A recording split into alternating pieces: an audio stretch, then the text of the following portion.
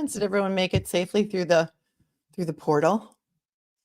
I know it says I'm not going to start until 1:55, but it's too complicated to change the time, and then it gets all messed up with the notifications. So if you're taking a break, go take a break.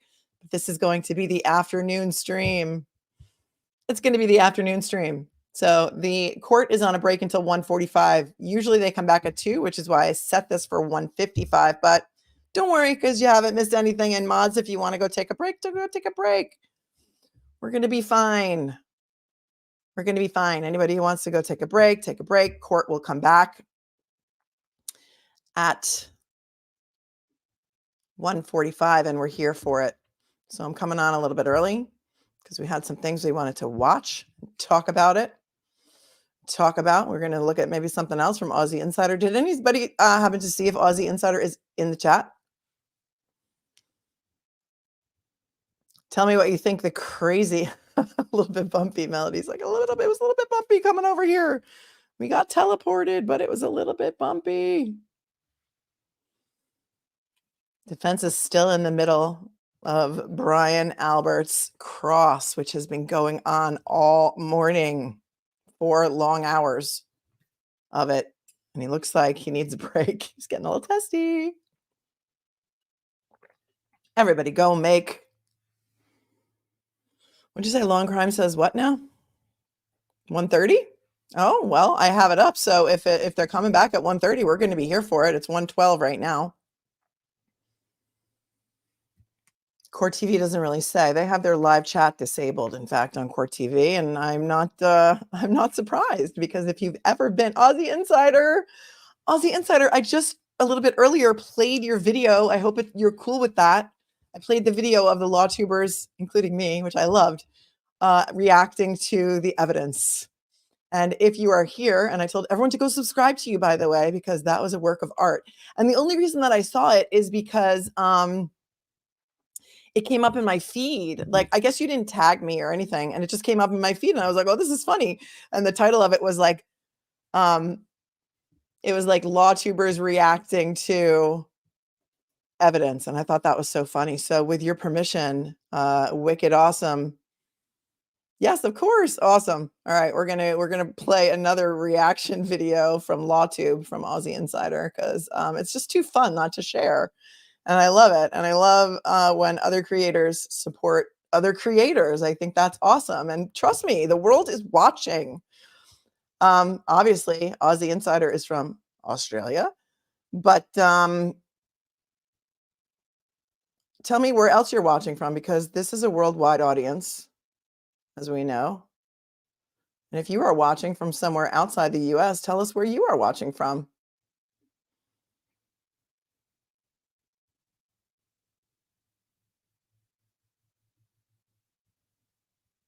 Okay, this is the one. Attorneys rage at Bev's bias. Okay, that's the one we're going to watch next. Everyone, please go subscribe to Aussie Insider, because this is so fun to see everyone's reactions to this in the LawTube community. And I mean, so many LawTubers were not covering this. Nobody until the trial started. So this is like a little montage from Aussie Insider of how other LawTubers are reacting. And this is the one.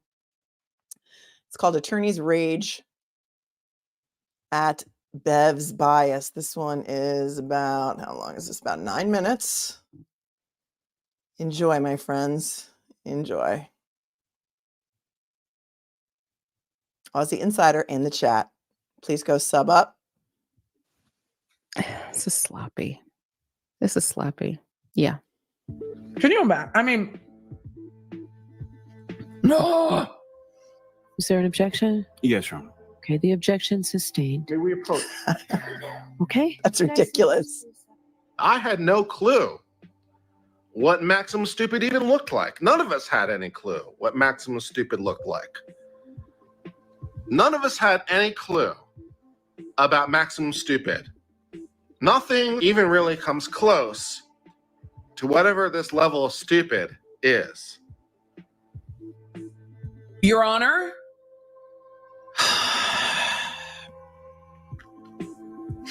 Maybe let them keep the exhibits pre-marked. Maybe. Look at this shit show. Look at the shit show. Look at the shit show you have caused. It is possibly the best definition of a farce I have seen in quite a while, to be honest. It is farcical on Shakespearean levels. I mean, you have to give it to the writers of this episode, of whatever TV show apparently it is. I don't know what reality show this is supposed to be, or what show this is. I didn't know whatever TV show that this is on, but you have to give it to the writers, man, of whoever put this together, because wow, this farce is truly a comedy for the ages. That people think this is, I don't know if there's some sort of system going on, like, a little this, a little a little, Mr. Lally, don't you think that it's this? Don't you think that it's that? And those of you who have not watched this trial yet and are not familiar with this judge might be a little bit annoyed, horrified, and or both about what you feel is a bias being showed to the prosecution. Oh, rage. I have rage.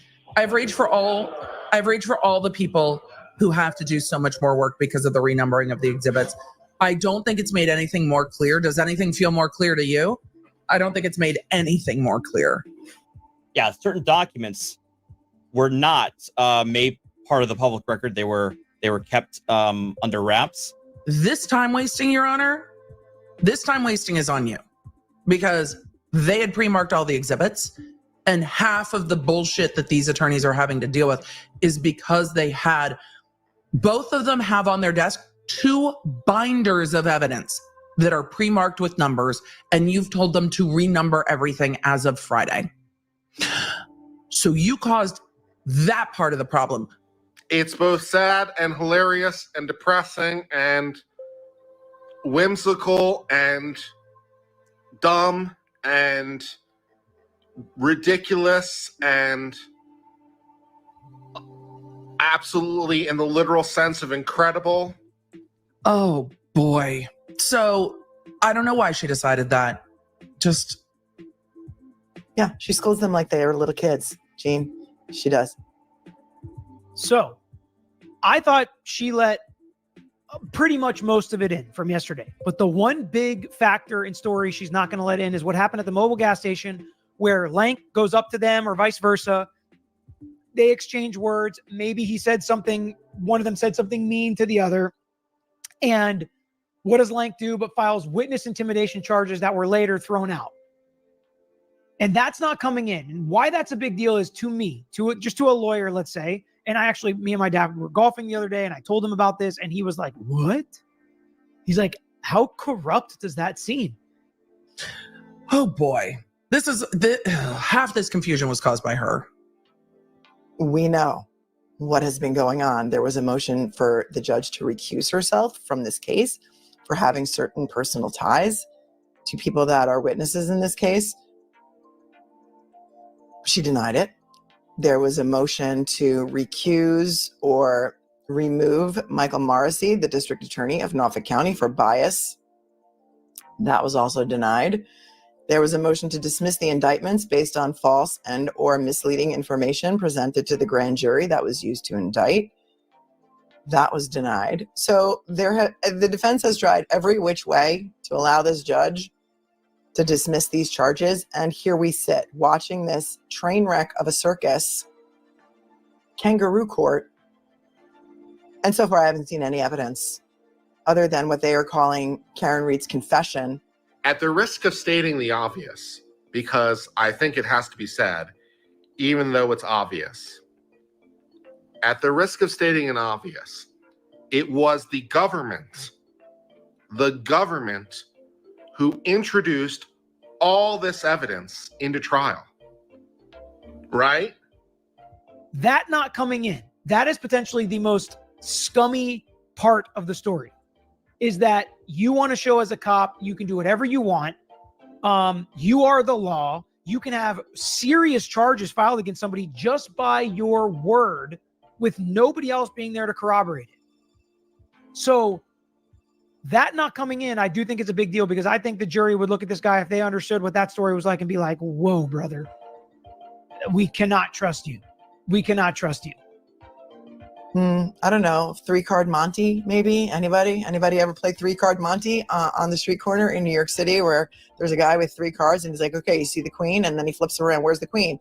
And then you get it the first time, and then it's a sleight of hand.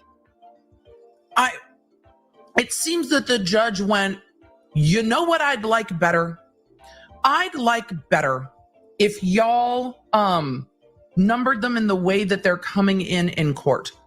It seems that the judge just decided, hey, can you just do them in chronological order now? That seems to be the choice. I didn't know. I apparently the prosecutor has absolutely no sense of dignity or shame or face. I didn't. I mean, you would think the prosecutor might be a little bit embarrassed to present it. It shows that this officer does shady stuff, which does pertain to this case. I agree. I mean, especially when you're talking about, potential cover up, dirty cops, whatever. I mean, that's pretty tough. That's pretty tough. That's out. That was 22 years ago. Nothing. So you're not getting into the federal investigation. That's out 22 years ago. It's like, but all the other stuff that was 22 years ago is coming in. Okay. For those of you who don't know, we know. The prosecution has turned over 2 different police reports. One police report was turned over the day that Karen was first arraigned in February of 2022 to the defense. David Yannetti was handed a police report. That police report had the phone number for Brian Albert on it, and it had a photograph attached to it, which we just saw that witness identify. The next police report, which was supposed to be the same police report, was turned over during the course of discovery. It was not called amended police report, but 2 things were changed of note. Number one, a different picture was attached to it, and it was a picture that was taken by, I believe, the Massachusetts State Police, who did not have jurisdiction at the time that Sergeant Good wrote this report, because remember, he's with Canton PD. The other thing that was changed is Brian Albert's phone number was completely changed. New phone number, new cell phone carrier. So while the prosecution thought they were turning over the same police report that they forgot that they already turned over, it was clearly different. Nefarious, negligent, an abomination? You tell me. And she's going to sustain that objection? So essentially what this is showing is the rate of sustain and the rate of allowance from the judge for each side. So in other words, when the prosecution objects, out of all the objections that she sustained, 62% were in favor of the prosecution and 38% in favor of the defense. Did no one at the prosecutor's office at any point have any sort of reality check, or did they lose a bet? Because that would explain a lot. The utter shamelessness of it all is truly absurd. He just cracks me up. He cracks me up. This is Aussie Insider, you guys. Go on over, sub up to Aussie Insider. So funny. And Aussie Insider, I have a suggestion for your next reaction video from all the law tubers, because I would love to see this. The reaction to the opening statements when Yannetti says that Michael Proctor was looking in Karen Reed's phone for nudes, and just the because I went and I watched a whole bunch of people just to see their reactions to that shortly after it happened. And I know that my own jaw was hanging on the floor, and so many other people just could not even close their mouth. That's a great idea for a video. I would love to see it. Because that was, Natalie was hilarious. Natalie also did a stream with Kurt. That was hilarious. And Kurt had seen it already and Natalie had not. So, I think that it's so interesting to see the reactions from other lawyers who are now watching this, because I've known about these solo cups and the leaf blower for so long. And I've been out here yelling into a closet like, this is insane. This is insane. And I feel validated. I feel so validated right now. Yay. Aussie Insider is like, yay, great idea. You have, I mean, it's crazy. Even, not just, but I guess law tubers are great. You know who's great too? Allie, Defense Diaries, Allie and Bob Mata. Hilarious. And all of a sudden everyone's getting it. Remember when we watched the Maya trial and Greg Anderson was saying they just don't get it. They just don't get it. People are getting it now. People are getting it. Ruth Christie, thanks for the super chat. In the UK, we call corrupt police bent coppers. I like that. I like that. Lucas Knight said, attorney, can you explain to an Englishman what refinancing means, please? Sure. You can refinance your mortgage at any time. So I guess when they refinanced at one point during the global panny, as we call it, mortgage interest rates were very, very low. And so it seems from what somebody has told me that 34 Fairview, the Alberts who own 34 Fairview, refinanced their mortgage at a 3% interest rate in August of 2021. And then which is a very favorable rate, can lower your payments significantly. I think mortgage rates are up to, I don't know, any finance people in the chat or people who are looking for a home, up to like 8 or 9% now. So if they refied their house at 3%, why would they then all of a sudden go and sell it? A house that had been in their family for generations. Or they said they talked about selling it before Officer O'Keefe was found dead on their front lawn. And people are telling me also that it was not disclosed to the new buyers that their house was the scene of a murder. I thought it was. In some states, you have to disclose that to new buyers, but it wasn't disclosed to these owners.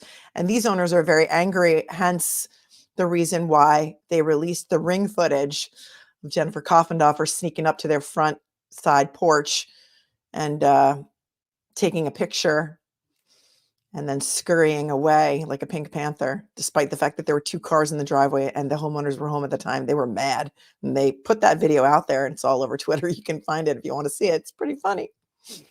Tiff wants to know, how often do judges get motions to remove them? Not that often, but sometimes, and they are rarely granted because it's the judge's decision to rule on that motion. So the judge who's in charge of the case is often the one who has to make the decision about whether or not they should recuse themselves, and they kind of don't, because why would they? Although in this case, it would have been so easy for this judge to just say, listen, I don't know these people. I don't know this guy, Sean McCabe, who told the journalist that he was going to bury his body underneath my seaside cottage in the Cape. I don't know this guy, Sean McCabe. And I don't know these people in the Venmo transaction, the Nagels who paid each other money. And in the notation of the Venmo, it says for Frank and Beverly. I don't know those people either. But because this kind of has the appearance of impropriety, even though I don't really know these people, I'm going to pass this case along to another judge, and I'm going to walk away from this case because, in fact, Judge Cannoni was moved to civil court. So this is the only criminal case that she currently has. She held onto it for dear life, and she is a civil judge now. So I have a lot of questions. I've always had a lot of questions about that. So the answer to your question, Tiff, is it doesn't happen very often. And when it does, it's not usually granted. The defense chose not to appeal that ruling. So here we are. Here we are. And thank you, Lisa, for your Cash App, who says Massachusetts loves your passion. And I love Massachusetts right back at you guys. Somebody says, Anon, please. My husband and I love you. And thank you so much for your donation. A lot of people want to remain anonymous in this case. So if you do want to remain anonymous, just say Anon, please. There's a, if you do know, does anybody follow Dumois on Instagram? Dumois is like it's an account that follows celebrities around, and it'll say where the celebrities are at any current moment. Like, spotted Taylor Swift and Travis Kelce are currently eating at Scarpetta in New York. And then they'll say, Anon, please. And they have merch that says that, Anon, please. So, yes, we have a lot of long sighs in this case, don't we, Nancy? For those of you who are just joining, yes, I am early. We've teleported over from the morning stream to the afternoon stream. And now it turns out that court may be coming back at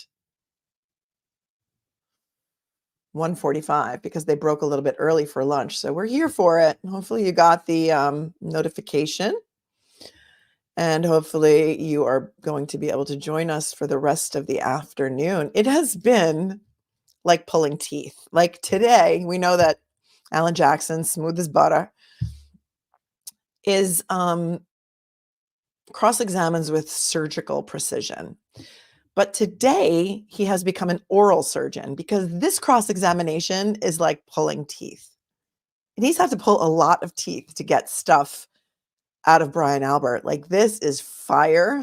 Wendy says this is fire. A little cupcakes here for it.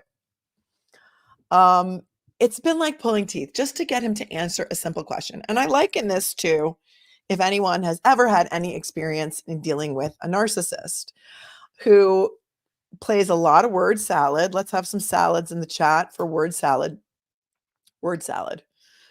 Word salad. All about semantics. If you ask them a question, something very simple, like, where have you been? They will obfuscate and not answer the question directly. And it is basically they will pick apart every single word of your question and say, well, I didn't really lie to you because that's not what you asked me. It's hard to describe, but if you know about the word salad games played by narcissists, you know what I'm talking about. And it's, we've been seeing some insane stuff, right? Everyone liked the stream. Thank you, Tiff. Thank you for the reminder. Vera says, Melanie, you think other judges in Massachusetts are following this case? I'd love to know how the good and unbiased judges are coping with this mess. That's a great question. I do not know if they're following it. I would imagine everybody in the vicinity is following it. We are all glued to our chairs. Somebody's saying, thank you, Lucky. So far, I've seen zero evidence that Karen hit John O'Keefe with her car, and I've seen lots of evidence because Lally has had, despite the fact that Lally has had the ball this entire time, it's his case right now. It's his case in chief. This is supposed to be the Commonwealth's case in chief. He has the ball, and he's been playing nothing but defense the entire time. Instead of trying to prove that Karen Read did this, he's trying to prove that the Alberts and the McCabe's didn't do this. Am I wrong? I mean, please, if someone thinks I'm wrong, come for me in the comments or come for me in the chat, but tell me what evidence you've seen that has anything to do with Karen. Where's that video? They've been talking about this video from C.F. McCarthy's for months. There have been many, many motions regarding this surveillance videos from C.F. McCarthy's where Karen Read is handed something like 7 to 9 shots that she pours into her cylindrical glass. Where is that video? Where is that video? Because everyone who has been at C.F. McCarthy's has already been on the stand. Michael Camerano, Kurt Roberts, the husband of Carrie. They didn't call Sully to the stand. Karen doesn't have to testify, and John O'Keefe is no longer here. So where is that video from C.F. McCarthy's? Is the bartender from C.F. McCarthy's on the list? You would think, I mean, logic would dictate, listen, nothing about this case is logical at all, but logic would dictate that sometime during one of those people's testimony, they would have showed the surveillance video of Karen drinking all of these drinks that they say and pouring these shots into her glass. I have so many questions. The bartender for the Waterfall testified. Well, that was right. Bake says the bartender went already, but that was the bartender for the Waterfall. They say they have all of this surveillance footage from C.F. McCarthy's, which was the first bar that they went to. Everyone says that Karen was acting normal and not drunk, Owen says, which is correct. And Rumi Descendant says there is no video. They have pointed to this video relentlessly in their motion papers, right? We've read about it. And they have specific times. At this time, she's handed a drink. And at this time, she's handed a drink. And at this time, she's handed a shot. And she pours these shots all into her glasses. I don't even think that we've had a receipt from C.F. McCarthy's entered into evidence. Carly says, will they have Proctor introduce it? If there really is a video? Do you think Proctor's going to even come in to testify? Do you think he's just going to plead the fifth? I mean, he can come in and plead the fifth to certain questions. He can't plead the fifth to his entire testimony. And they kind of have to call him because he's the lead investigator. They can't prove a case without him. Although they've been trying to distance him from being the lead investigator because they've been calling him the co-lead investigator for a long time. So I don't know. But what we also saw during Brian Albert's cross was a video, a little reenactment video that was taken sometime after Brian Albert moved out of the house of those back, I call them Bilko doors. What do you call them there? Bulkhead doors to the basement. The doors had been replaced. They're like steel doors that open like this. And there's steps going down that look like they are concrete steps to another door. And at first, Brian Albert said he didn't recognize it because the doors are different. He's not really sure if it's even his old house. But then when the cameraman pans around to the backyard and shows the fence, he said, oh, yeah, that's my old house. And then they did a little walk through the gate right by those doors that went right into the side of the yard where John O'Keefe's body was found. Picking up on that? It's like a cellar to a bar, the bulkhead. Yes, bulkhead, cellar doors. Proctor is the lead. Who's the co-lead? I think the co-lead is Buchanan. I think. Because they were together for most of the statements. Why does he keep getting to talk to his attorney while he's under oath? I imagine he does not want to incriminate himself. And therefore, that's why he's asking him his advice. Maybe he should plead the fifth to anything. Karen Z says there is bar video and an affidavit from the owners of the bartenders. Well, that's great, but they can't cross-examine an affidavit, so that's not coming in unless somebody actually comes in to authenticate that video. But you're right, Karen, they may have used the video and the affidavit in the motion papers. And that's fine. But I mean, that's what they've been pointing to try and prove that Karen was hammered. So far, nobody has testified that she was absolutely 100% drinking vodka, just that she was drinking a clear liquid. So I have a lot of questions. Can the defense call Proctor in the event the prosecution does not? Absolutely. Be under subpoena. Melissa Smith, thanks for your super chat. Jason Aldean, try that in a small town. See how far you make it down the road. Around here, we take care of our own, full of good old boys, raised up right. If you're looking for a fight. That's funny because good old boys was one of my titles when Sergeant Good testified. He's a good old boy, Goode. Thanks for that. Thanks, Sweet Pea, for becoming a new member. Welcome. And Elf, thanks for being a member for 4 months. So grateful for your in-depth coverage on this case. Thank you. Thank you very much. Do we have confirmation that they're really coming back at 1:45? I'm not on the Twitter, so if anybody wants to check the Twitter, let me know. Patriot says Sergeant Good equals Sergeant Bad. Bradford 287 says, even if that happened at CF McCarthy's, everyone who interacted with her afterward has stated she seemed normal, not drunk. That's right. 100%. Marco Albany says, the more people say she was fine, the more questions I have about the legitimacy of the hospital test. Right? We don't know what other medications she's on. She has a lot of chronic conditions, including Crohn's disease, MS. Apparently she was diagnosed with a brain tumor. I have questions about what medications she was on. Thank you, Cheryl Kelleher, for telling us that Ted Daniels from Boston 25 says that they are coming back at 1:45. It is now 1:39, and I have it up right here, so I'll let you know when the fan comes up. Charlie Hustle, great point. She could have drank at home.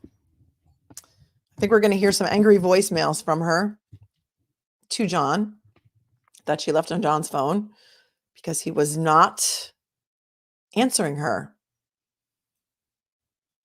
And I say, how many of you have left voicemails that you wish that you could take back? I think he stayed out until something like 3 a.m. when they were in Aruba for New Year's Eve. And they were in a fight about that. And she felt like she was being taken advantage of to watch the children. And I mean, I don't know. Angry voicemails equal murder? I don't know. We'll see. 50 of them? 50 voicemails? or 50 missed calls. I don't know. We're going to see because those records are all coming in. Let's see what's going over here on Court TV. I see some closed captions coming up, but no fan yet. Bernie says, imagine how Karen's feeling. It's exhausting just watching. For us, I know. Imagine sitting there all day. My goodness. Sarah says, literally the only thing they have. I guess you mean the voicemail messages.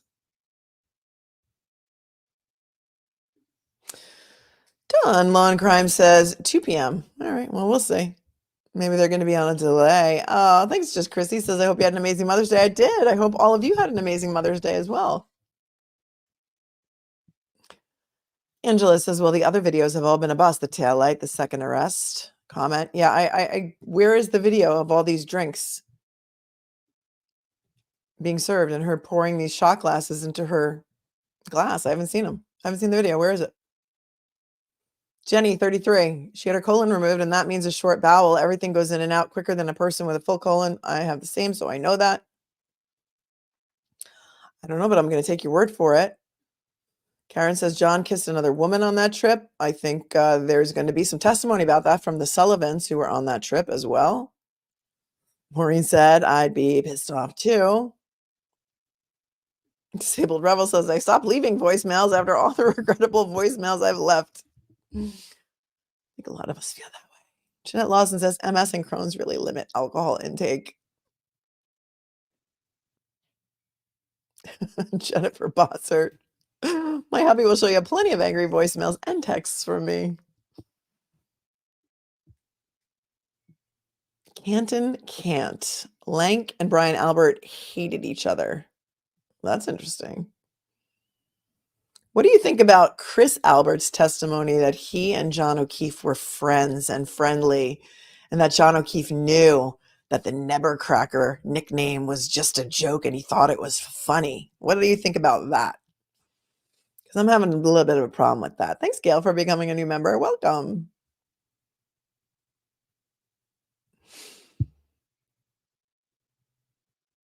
What do you think about Chris Albert's testimony and Julie Albert's testimony? Julie Albert's testimony conflicted with a lot of other. Why did Julie Albert go home from 34 Fairview after she went to drop off the donuts and Brian Albert told her to come in because now it's donuts and coffee? So if she had coffee, I don't believe she was going to leave it in Brian Jr.'s car.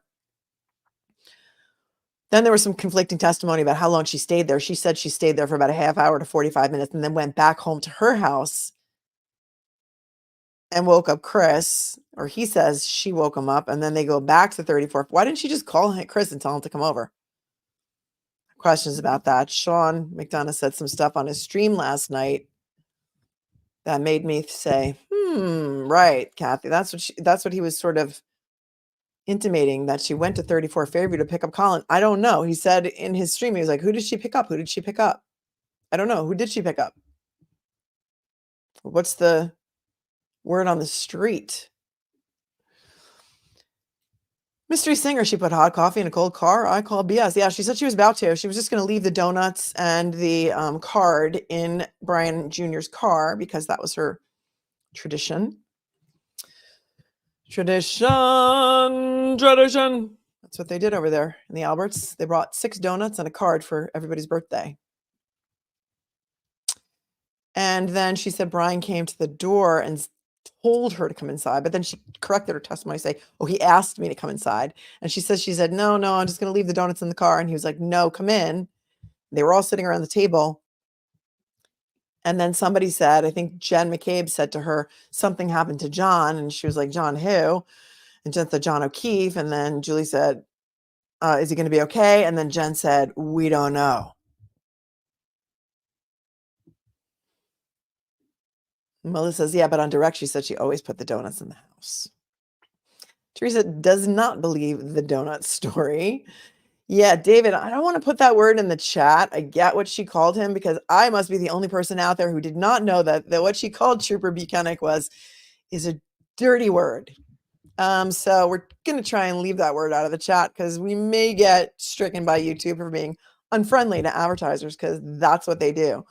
They have like this AI program that goes and like If you say inappropriate things, then they strike your video and then you get shadow banned and nobody gets to watch it. Monstera, can't there be anything done about the way the judge is being so biased? Nope, judges pretty much have discretion, judicial immunity, and all kinds of things like that. So the answer is no, not really. Just make a record. Just make a record for appeal.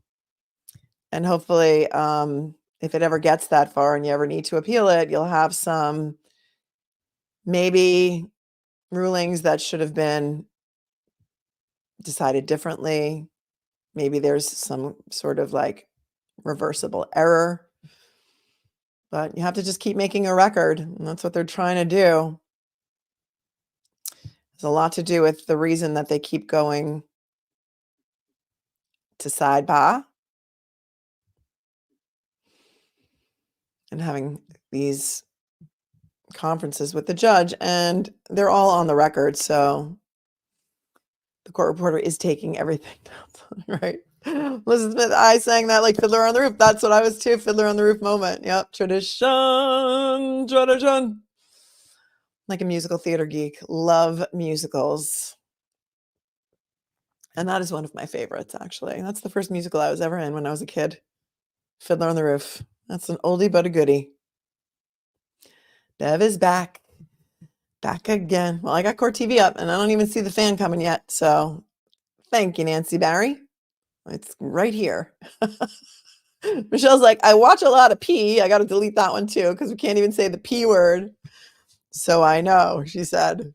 And now that we know all of that about you.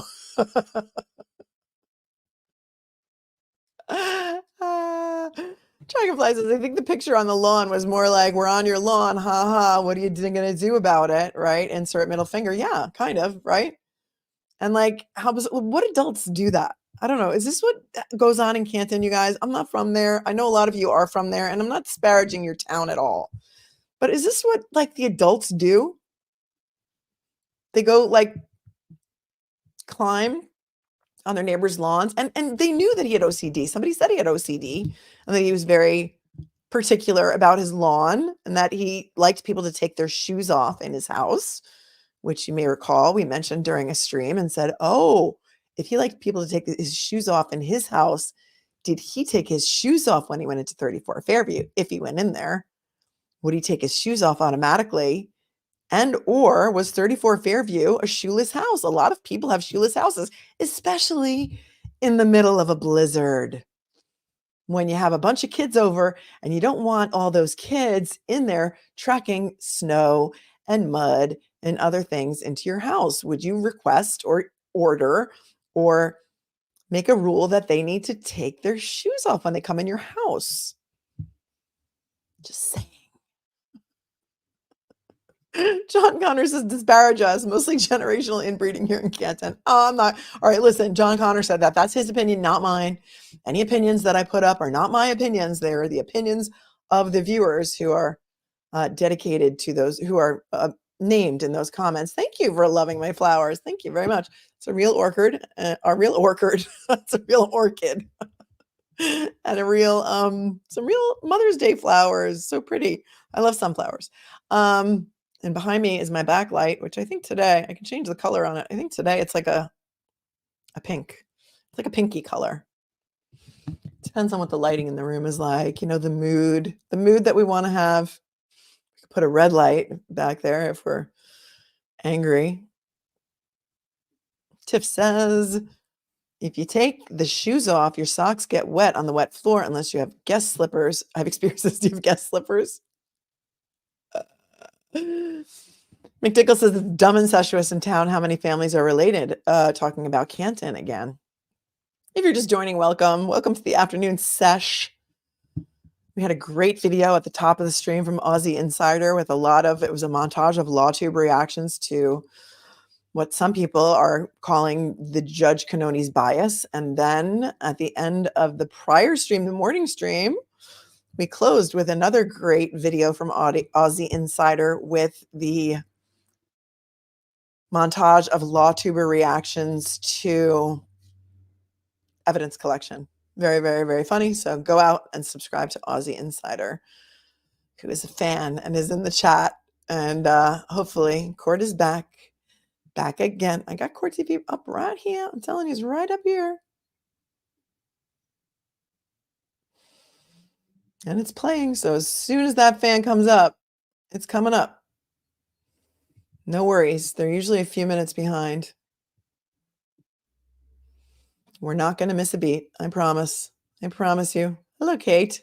Melanie is the best, so classy, and a fellow deadhead. That's right. That is right. I am a deadhead, my friends, and I am very proud to be. Very proud to be a deadhead. See? It's here. Promise. Oh, I can hear some sound. They do have some sound. And some whispering.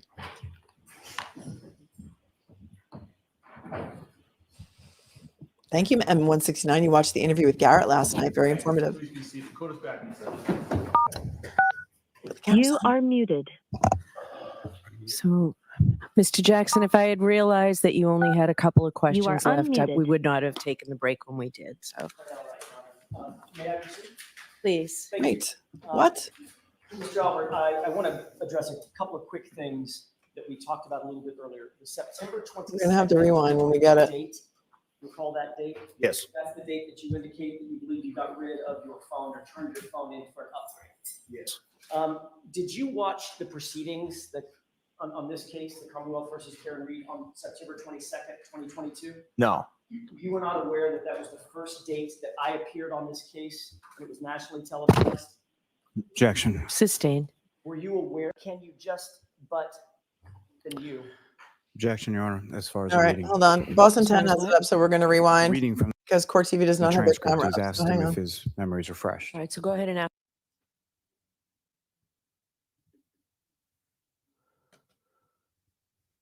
And she said, "Oh, Mr. Jackson, if I knew you only had a couple of questions, I wouldn't have taken the break when I did."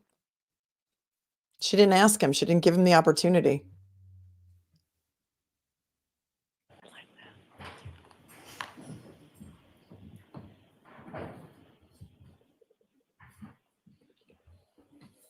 Thank you. Please be seated. Court is back in session. You are muted. So, Mr. Jackson, if I had realized that you only had a couple of questions left, unmuted. we would not have taken the break when we did. So, May I proceed? please. Thank you. Mr. Albert, I want to address a couple of quick things that we talked about a little bit earlier. The September 22nd, 2022 date, recall that date? Yes. That's the date that you indicate that you believe you got rid of your phone or turned your phone in for an upgrade. Yes. Did you watch the proceedings that on this case, the Commonwealth versus Karen Reed, on September 22nd, 2022? No. You were not aware that that was the first date that I appeared on this case and it was nationally televised? Objection. Sustained. Were you aware that that hearing date of September 22nd, 2022 was a televised hearing? Objection. Sustained. What did you know about the hearing date of September 22nd, 2022? I didn't know anything about it. You knew nothing about it? No. Let me ask a different question. This is going to dovetail into an earlier conversation you and I had concerning statement that you gave to in June of 2023 to the other hearing. You understand what I'm saying? Yes. I'm fumbling the language a little bit, but you understand the hearing that I'm talking about. Yes. You had indicated a little bit earlier in my questioning that you did not recall saying something to the effect of, yeah, it's only possible that it was me who answered the phone. You remember saying that? That you didn't recall that? Yes. Okay. May I approach, Your Honor? Yes. Yep, there was a hearing on the day that he upgraded his phone.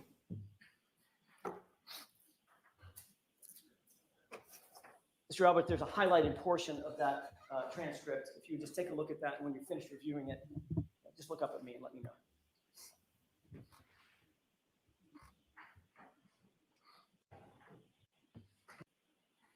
Yes, I got it. May I approach, Your Honor? Yes. Thank you. Mr. Albert, did that refresh your recollection as to the colloquy that you had with someone questioning you about this issue in June of 2023? Yes. And in fact, you testified as follows, question, can you just but then you? Objection, Your Honor, as far as the reading. As far as what?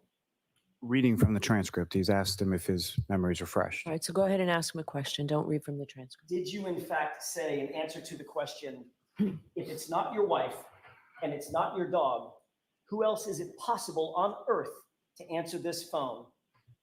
Answer, yeah, it's only possible that it's me. Did you say that? Yes.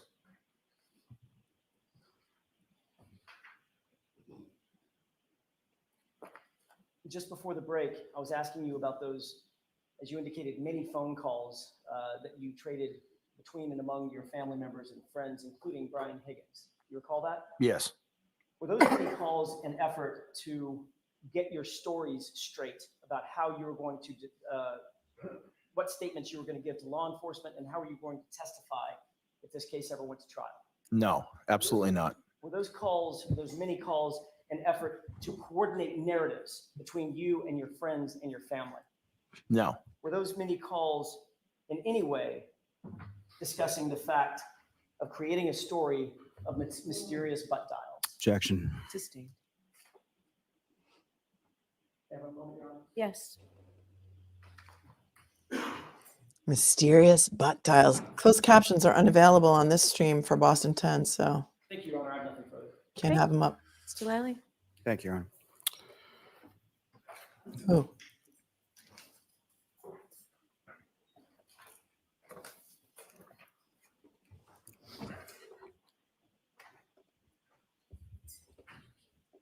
Good afternoon, sir. Good afternoon.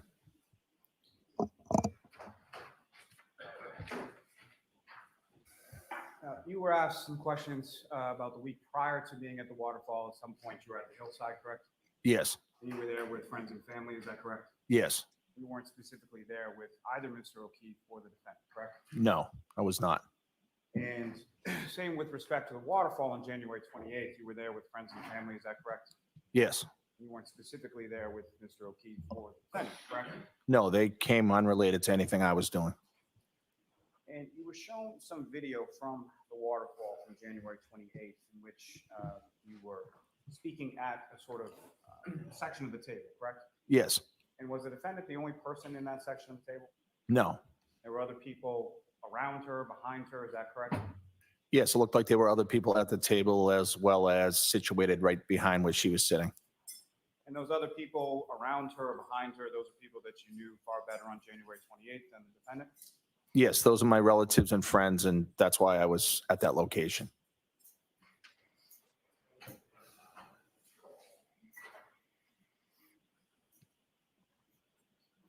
your relatives and friends, the same one that you're in cahoots with on your story, We sir? were asked some questions about going over to Ms. McCabe's house later on in the afternoon of the 29th, correct? Yes. Why did you go over there? I went to Jen's house because she's my sister-in-law. She was going through an awful time that morning, as we all were. And I wanted to be there to comfort her if she needed anything. Because we're so close, I didn't want her to feel like this was too much for her to handle. Again, how long have you known Ms. McCabe? I've known Jen since she was probably 6 or 7 years old. She's like a sister to me. Like a sister to him. At your home on the January 28th and the January 29th, when people came back after the waterfall, did you at any point in time go into the basement area of your home? No, Did Brian Higgins at any time go into the basement area of your home? not that I know of. Did you see anyone go into the basement area of your home during the time that you were there after coming home from the waterfall? No. Now, you were asked some questions about your dog, Chloe, in that she wasn't great with strangers. What exactly did you mean by that? All I meant was that she wasn't overly affectionate with strangers. Overly affectionate. She was a heavy dog. Not everybody likes dogs. So if there's going to be people at the house that don't know the dog, they might not particularly want her around them. Were you more concerned about the people in the house that didn't know Chloe, or were you more concerned about Chloe herself? The people in the house. Never has the dog, to my knowledge, been aggressive to anybody except for the time that there was a fight between two dogs. Now, Now, you were shown in Exhibit 66 that was sort of a drawing of your house. Do you recall that? Yes. And had you ever seen that prior to today? No. And do you recall specifically within the drawing or the artist rendering of your house, there were certain lights on around the garage and the front door? I did notice that, yes. And do you recall whether or not those lights were on when you came home from the waterfall on January 29th? I don't recall, but oftentimes those lights are off and sometimes the bulbs don't even work in them. Okay, so here's an officer, a 30-year veteran of the police force, fugitive task force. His outside lights don't work. He's got no cameras. He's leaves his front door unlocked and his vehicle's unlocked, and we're supposed to believe that. The juries don't leave their common sense at the door, folks, and neither do we. So none of these lights were working. Nothing worked at his house. What? And do you recall whether or not those lights were on when you came home from the waterfall on January 29th? I don't recall, but oftentimes those lights are off and sometimes the bulbs don't even work in them. And when Ms. McCabe comes into your bedroom sometime after 6 a.m. on the 29th. Yes. That was following a day in which you woke up in New York City and went to a funeral, is that correct? Yes, I went to a funeral that morning in New York. And that was for a fallen police officer from the New York City Police Department? Yes, a police officer in New York that had been murdered while on duty, and that was his funeral. And did you know that police officer whose funeral you attended? Objection. The objection sustained. Next question. Now, with reference to you then drive all the way home from New York to Massachusetts, correct? Yes. And you went out to a couple of different places, had a couple drinks, correct? Yes. And then went back to your home and went to bed sometime around 2 a.m. or so? Yes, after 2.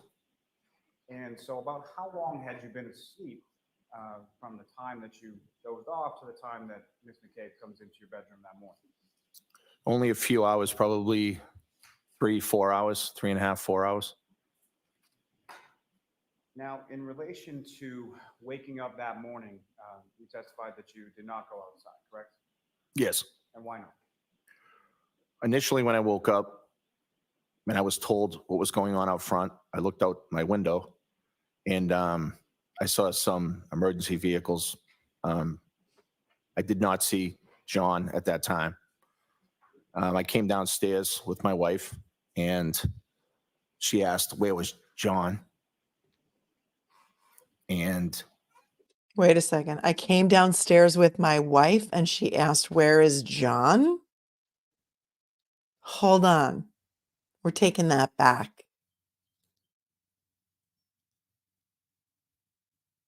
Oh, because Jen bombed into the bedroom and said John is dead? Of that morning, you testified that you did not go outside, correct? yes, And why not? initially when I woke up and I was told what was going on out front, I looked out my window and I saw some emergency vehicles. I did not see John at that time. I came downstairs with my wife and she asked, where was John? And Jen said that he was. Sustained. Hearsay. Question. What was your understanding of where Mr. O'Keefe was when he came downstairs? Objection. Ask it differently, Mr. Lally.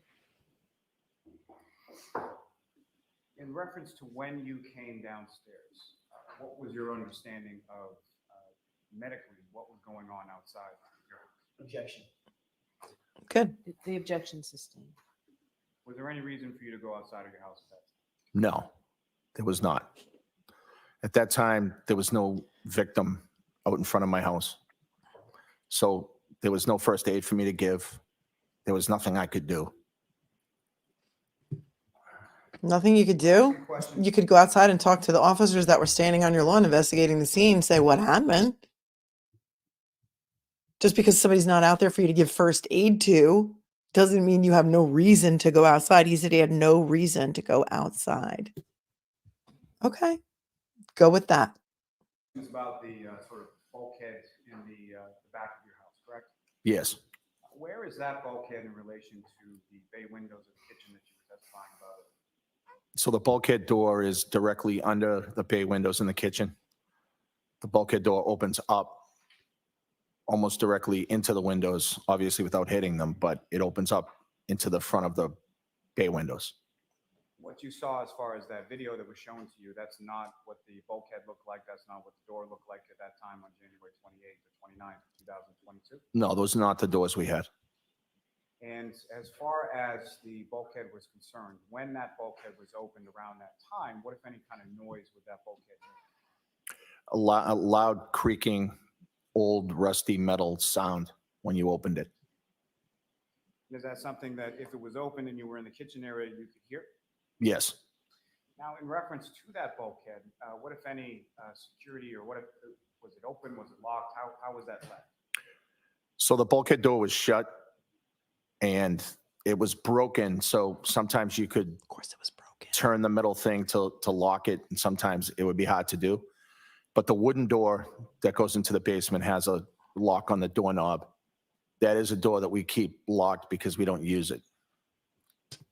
Now, as far as So you keep the door inside, the bulkhead door is locked. The one that you'd have to open those creaky old broken doors to get to. That door down there is locked because you don't use it, but you don't lock your front door. Yeah, is that what you want the jury to believe?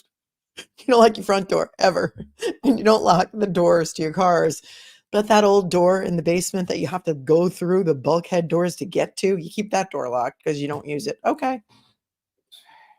from the bulkhead, you were shown in that video a gate that opens up to the front yard area of the house. Is that correct? Yes. And what, if any, other gates are located on the fence in your backyard? So we also have a gate on the rear part of the fence. And there's also a gate on the opposite side of the house. And the gate in the rear area of the fence, where does that lead to? So that leads to some woods, and then eventually you'll hit some train tracks. With the train tracks again. To your phone. That was something that you had upgraded prior to any notification you received from the district attorney's office or anything in relation to preserving your phone. Is that correct? Yes. Now, with respect to that, as far as the information contained within the phone, there are certain types of information, are you familiar with, being sort of backed up by the cloud? Yes. Would that include calls? It could. Could that also include text? Yes. Could that include photos? Yes. Could that include contacts? Yes. And the information that you were shown as far as certain call logs or call records, as far as you know, was that generated after that September of 2022 date? Yes. Now, with respect to the preservation, that was in regard to a motion the council had filed for your physical phone, correct? Yes. Are you also aware of a judge's order denying that repeatedly as far as them gaining access to your physical phone? Objection. I'll Yeah. allow it. Yes, it was denied on multiple occasions. I'll strike the multiple occasions. Yeah, but you knew they were trying to get your phone. You knew they were trying to get it on multiple occasions. Just because it kept getting denied doesn't mean that you should, dispose of it or turn it in to the pimply faced kid at Best Buy, according to Alan Jackson. So you knew they were trying to get it. And what? You wanted the $50 off your new iPhone? Why did you change your number? Great question.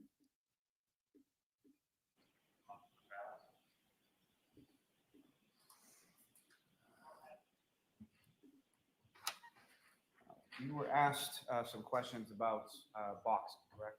Yes. And the boxing that you did, that was in relation to a group associated with the Boston Police Department, is that correct? Yes. And when was the last time that you were involved in any kind of actual boxing match? Close to 20 years ago. Now, with respect to some of the training that you were talking about, with respect to the Boston Police Department, you were given some training as far as defensive tactics, is that correct? Yes. And is that something that is standard, that is sort of given and administered to every Boston police officer? Yes. And within the academy, you go to the defensive tactics training. And that would include John O'Keefe, correct? Yes.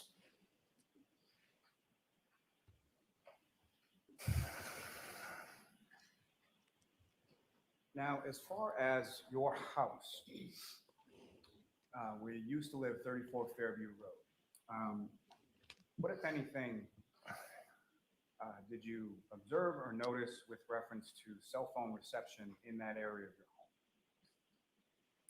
So oftentimes, using the phone within my house, it seemed like it was it's a slang term, the dead zone for the phone. The reception wasn't great. And is that something that recurred over the time that you lived there? Yes. Now, with reference to Did you see him look over at the jury after he said dead zone for the phone? Watch, it's subtle, but he's doing it. Now he really wants them to pay attention to what he's saying. house, we used to live 34 Fairview Road. What, if anything, did you observe or notice with reference to cell phone reception in that area of your home? So oftentimes, using the phone within my house, it seemed like it was it's a slang term, the dead zone for the phone. The reception wasn't great. Right there. And is that There. something that recurred over the time that you lived there? Yes. Now, with reference to the phone and prior to the intimate moment that you shared with your wife sometime after 2 a.m., do you recall whether or not the phone screen was locked at that time? Were you checking that at that particular time? I don't recall the exact timing, but I know it was opened sometimes and then it was closed, obviously, at some point. But You having sexy time with your wife and your phone is open and closed and in the bed with you and your reading glasses and her phone too? Okay. Are they buying it? I don't know the exact timing. So the phone may not have been locked at the time that you began that situation with your wife. It may not have been. With reference to the call logs or phone records that you were shown, best of your memory, is that the entirety of the phone calls that you made around that time? No, it looks like it's selective people and numbers. And with respect to those conversations, if you recall, what, if anything, in general terms, were you discussing with either those people in the logs or other people in general? In general, I'm sure there was some discussion about the awful thing that had taken place, and there may have been other calls unrelated as well. The awful thing that had taken place. The awful thing that had taken place. It's akin to calling your dog it. The awful thing that had taken place. Say his name. Say his name. Officer John O'Keefe was found dead on your front lawn. But he's just going to refer to it as the awful thing that had taken place. Like the terrible, horrible, no good, very bad day of Brian Albert. Wow. Can I have one moment here? Yes.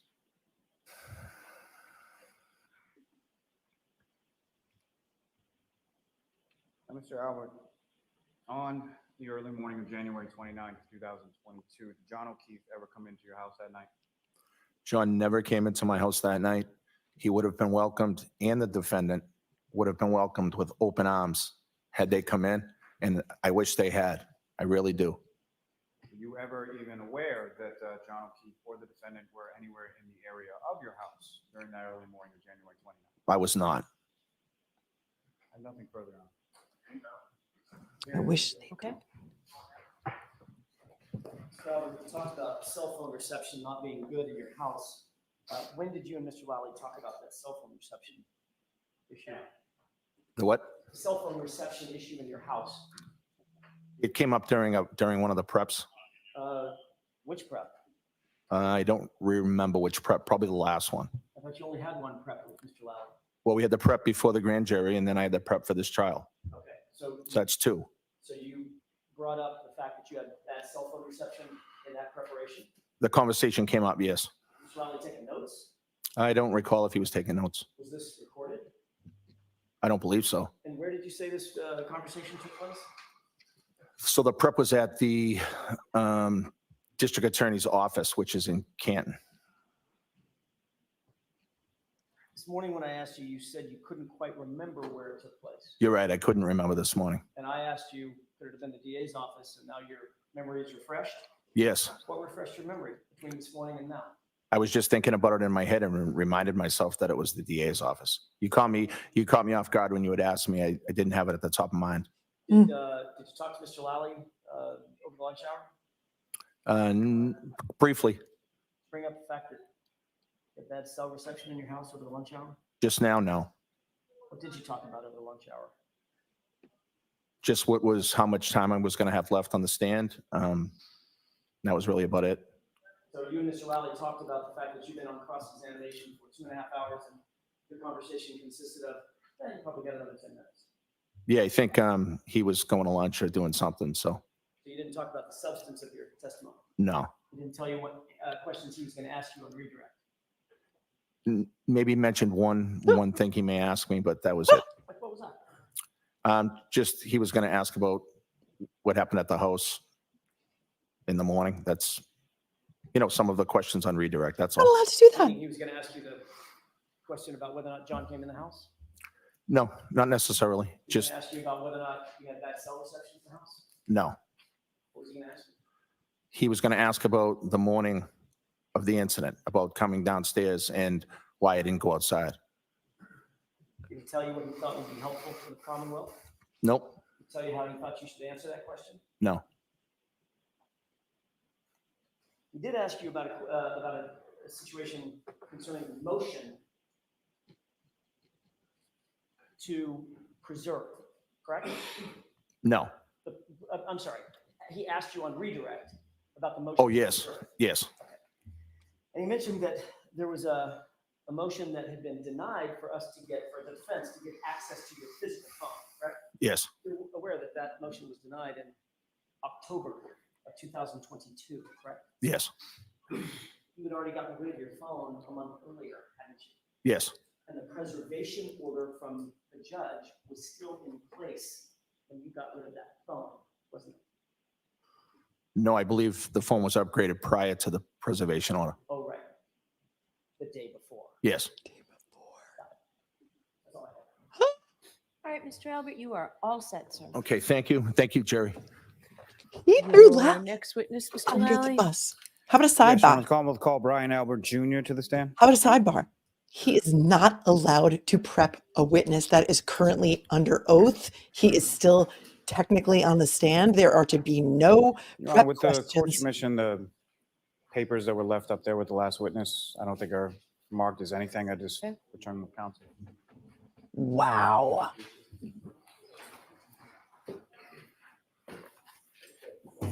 Wow, that's explosive. Step right up here, Mr. Watch your step on. Remain standing and face the court. Do you solemnly swear the honesty of the court and jury in the case now hearing should be the truth, the whole truth, and nothing but the truth, so help you God? I do. Thank you.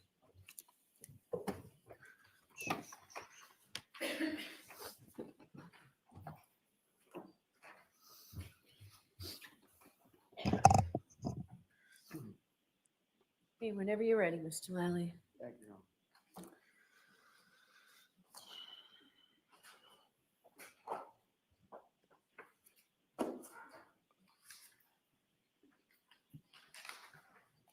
Good afternoon, sir. Good afternoon. Would you please state your name and spell your last name? My name is Brian Albert Jr., and it's Albert. And where do you live, sir? I live currently in Norwood, MA. And how long have you lived in Norwood? I believe I think it's about a year, since last May. And prior to moving to Norwood, where did you live before that? I lived in Canton, And where specifically in Canada? 34 Fairview Road. And how long was it, sir, that you lived at 34 Fairview? I'm going to guess, but I'm going to say maybe about 10 years. And how old are you now, sir? I'm 25. And with respect to both where you live in Norwood and where you live in Canton, Mhm. who, if anyone, did you live with? Well, when I lived in Canton, I lived at one point with my 4 siblings, but then some of them moved out. And then in Norwood now, it's basically just me and my parents, and 2 of my siblings are at school. So they come home in the summer and stuff. Magnolia Gypsy says they're just going to act like that did not happen. They may address it at the end of the day. They may address it at the end of the day. You know, the judge wants to keep it moving, keep it moving, keep it moving. Brian Albert thanked the jury. Did he thank the jury on his way out? I was so distracted by what just happened that he admitted that Lally prepped him during lunch that I was not 100% paying attention, but it doesn't surprise me, Kathy. Brian Albert Jr. looks nothing like what I pictured him. He seems older somehow than I pictured him, but here he is. And by your parents, your father's name is Brian Albert as well, is that correct? Yes. And your mother's name is Nicole? Yes. Now, do you work, sir? Yeah, I do. I work in IT. And how long have you been doing that? That job will be a year, maybe a year in August, I believe. Now, sir, if I could turn your attention to the time frame of January 28th, 2022 into January 29th, 2022. Do you recall that specific time frame? Yes, I do. And with the 28th and the 29th, do you know roughly what days of the week that was?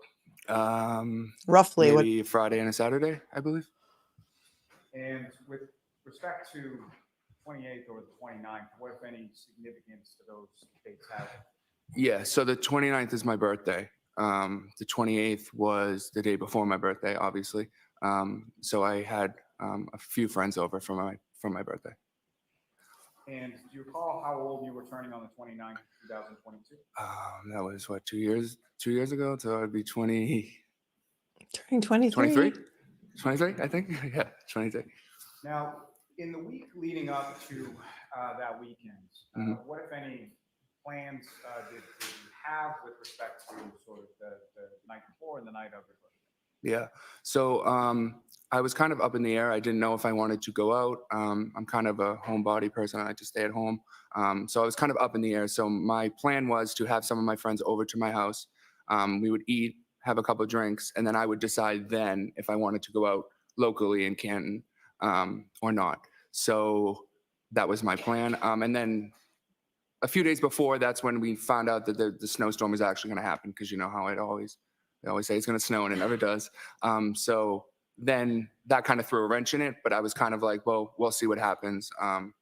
And so we went along with the plan.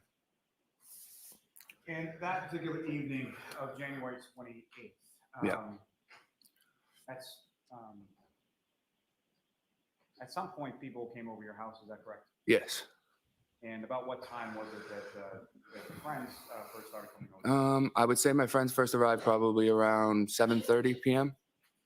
And who were the first of your friend group that came to your house that night? The first two were Sarah and Julie. And just for the record, Sarah's last name is what? Levinson. And Julie's last name is what? Nagel. And with respect to them coming over to your house, was there anybody else from your household or your family or anybody else that was present when Sarah and Julie stopped by? I believe when they first got there, my mom was still at the house. She hadn't left yet to go out where she was going. Do you know where she was going that night? I believe she was going to the Waterfall Bar and Grill. Do you know who, if anyone, she was going there with? Yes, she got picked up by my Aunt Julie.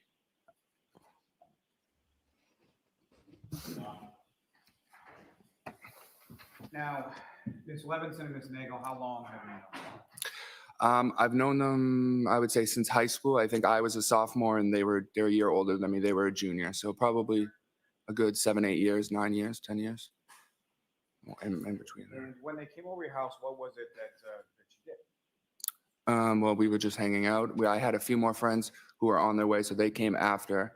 Probably around 8 o'clock, I would say, 8:15. They were there, and we were just all hanging out, listening to music. We ate some food. I think we played some card games. Just normal hangout stuff. And over the course of this evening, did yourself and your guests, did you also have some alcohol? No, yeah, people were drinking. Yeah. Recall, generally speaking, what people were drinking? Mostly like seltzers, like White Claws or Trulies and stuff like that. Now, you mentioned that some other friends came about a half hour or so after Julie and Sarah arrived. Is that correct? Yes. And who were they? They are. Do you want their full names or? Please. Okay. They are Catherine Duty. Catherine Duty. Trying to think. Emily Fabiano. Courtney Alba. And I think that's it that I can recall as I sit here.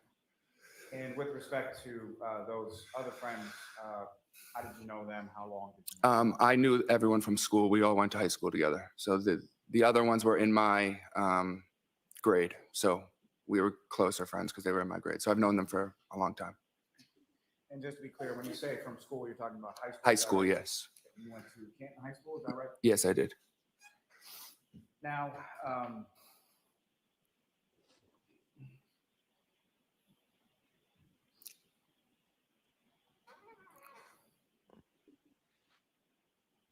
Come on, Lally. with respect to having your friends over your house, was where sort of within the house were you all sort of hanging out? We would all just kind of hang out probably, I would say, and mostly in the dining room. The dining room and the kitchen were kind of like one big open space. So we would be like in the kitchen or the dining room. And sometimes I think we may have like walked into like the family room area, sat down for a little bit, but mostly it was just the dining room and the kitchen. And the family room area, is that visible from the kitchen and dining room area? There's a wall, but there is a doorway, door frame. So you can't see all of the family room, but you can see a good amount of it, yeah. And as far as each of your respective friends that you were testifying from over your house, that night, do you have any idea how they got there? No, I don't know. None of them drove. I know that. So I would assume that they got dropped off by someone, but I don't know who. So there wasn't like a pile of cars like out in front of your house at any point during the evening? No, there wasn't. Now, later on that evening, who, if anyone else, came by the house? Well, my cousin Colin arrived at the house at some point. And then my mom and my dad and them came back from the waterfall back to the house at some point as well. Now, with respect to your cousin Colin, his last name is Albert as well. Yes. How is he related to you? He is my first cousin. He's my dad's brother's son. And his father would be Christopher Albert, is that correct? Yes. He's older, younger? Is Colin younger than me? Yes. Yes, he is. About how old was Colin around this time? Maybe 17, I think. So was he in high school around this time? I would assume so, yes.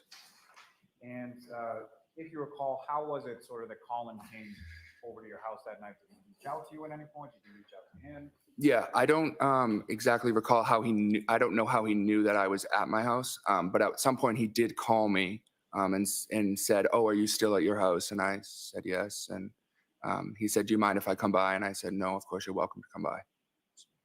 And with regard to earlier at your house, when you indicated that your mother went out to the waterfall, she went out with Julie Albert, correct? And that's your aunt? Yes. And I'm sorry, I asked you about 3 different questions. No, it's all right. As far as Colin is concerned, Julie is Colin's mother? Yes. Do you recall about what time it was that Colin came by? I don't recall exactly. I would say maybe closer, maybe 10:45, 11 p.m. And as far as the other people at the house, the women that you had over, did Colin know any of them that you knew of? Yeah, Colin knew some of them just from being in the same town. And Colin's older brother is just 1 year older than me. So Colin's brother is in some of the grade of some of the girls, in the grade of some of the girls that were there. So that's how he knew them. And just to be clear, Colin's older brother is also named Christopher Albert? Yes. And now when Colin came over to the house, as far as the things that you were describing before, as far as hanging out, is that essentially what continued after Colin's arrival? Yeah, he was just another addition. We just were continuing to do the same stuff, hanging out. Now, with respect to within the home, you've mentioned sort of the kitchen, the dining area, and the family room. Were there any other areas of the house that anybody went to during the course of the evening? Not to my knowledge. I mean, there's a bathroom, but it's just off the kitchen. So I assume the bathroom. But that's really it. We didn't go anywhere else than that first floor area. So mainly in the first floor, is that correct? Yes. Did you see anybody at any time go down to the basement? No. Did you see anybody at any time go upstairs? Not to my knowledge, no. You mentioned that at some points, your parents and some people that were at the waterfall came to your house. Is that right? Yes. So first, a group of my friends had left my house, and I think that was probably around. They were only there for a few minutes while Colin was there, so I would say probably around 11:10.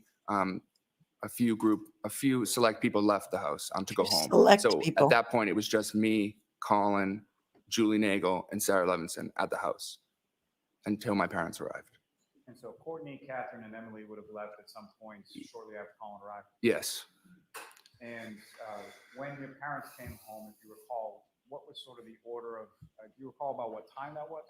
I would say that would be right around midnight, I would say, maybe 12:05, 12:10-ish in that area. And just turning back to Colin for a second, do you recall, do you know how Colin came to be at your house? Like how he was dropped, like if he was dropped off? Yeah, yes. Did you know whether or not he drove there, was dropped off there, similar to the other people that you I know he didn't drive there, but I would assume he got dropped off. He didn't say how he got there, though. Don't assume. Right, so we'll strike, you don't know how we got there. Okay, yeah. And as far as the order of people that arrived back at your home, who were the first people to arrive back at your home from the waterfall? The first people to arrive were my mom, my dad, my sister Caitlyn, and my dad's friend Brian Higgins. And prior to that evening of January 28th, had you met Mr. Higgins before? I don't recall ever meeting him. I could have met him in passing, but I don't ever formally remember meeting him, no. Do you recall ever seeing him at your house at Fairview Road prior to that? I don't think he'd ever been there that I have saw, no. And as far as Colin was concerned, when your parents and your sister and Mr. Higgins arrived, in relation to that, when did Colin leave? Colin was actually getting up and leaving as they were coming into the house. And similar to, do you know how Colin left your house? Hold on. Let's see if he actually saw Colin leave the house. Let's take that back. And prior to that evening of January 28th, had you met Mr. Higgins before? I don't recall ever meeting him. I could have met him in passing, but I don't ever formally remember meeting him, no. Do you recall ever seeing him at your house at Fairview Road prior to that? I don't think he'd ever been there that I have saw, no. And as far as Colin was concerned, when your parents and your sister and Mr. Higgins arrived, in relation to that, when did Colin leave? Colin was actually getting up and leaving as they were coming into the house. And similar to, do you know how Colin left your house or how whether or not he drove or was picked up or anything? Yeah, he was sitting at the table and I was actually sitting right next to him and he stood up and said, "I'm leaving, Allie's picking me up." And so I knew who Allie was because she's my cousin. And what is Allie's last name? McCabe. And she's your cousin as well, is that correct? Yes. She's Colin Albert's cousin? She's not Colin's cousin. No, she's my cousin on my mom's side. And so Colin would be your cousin on your father's side? Yes.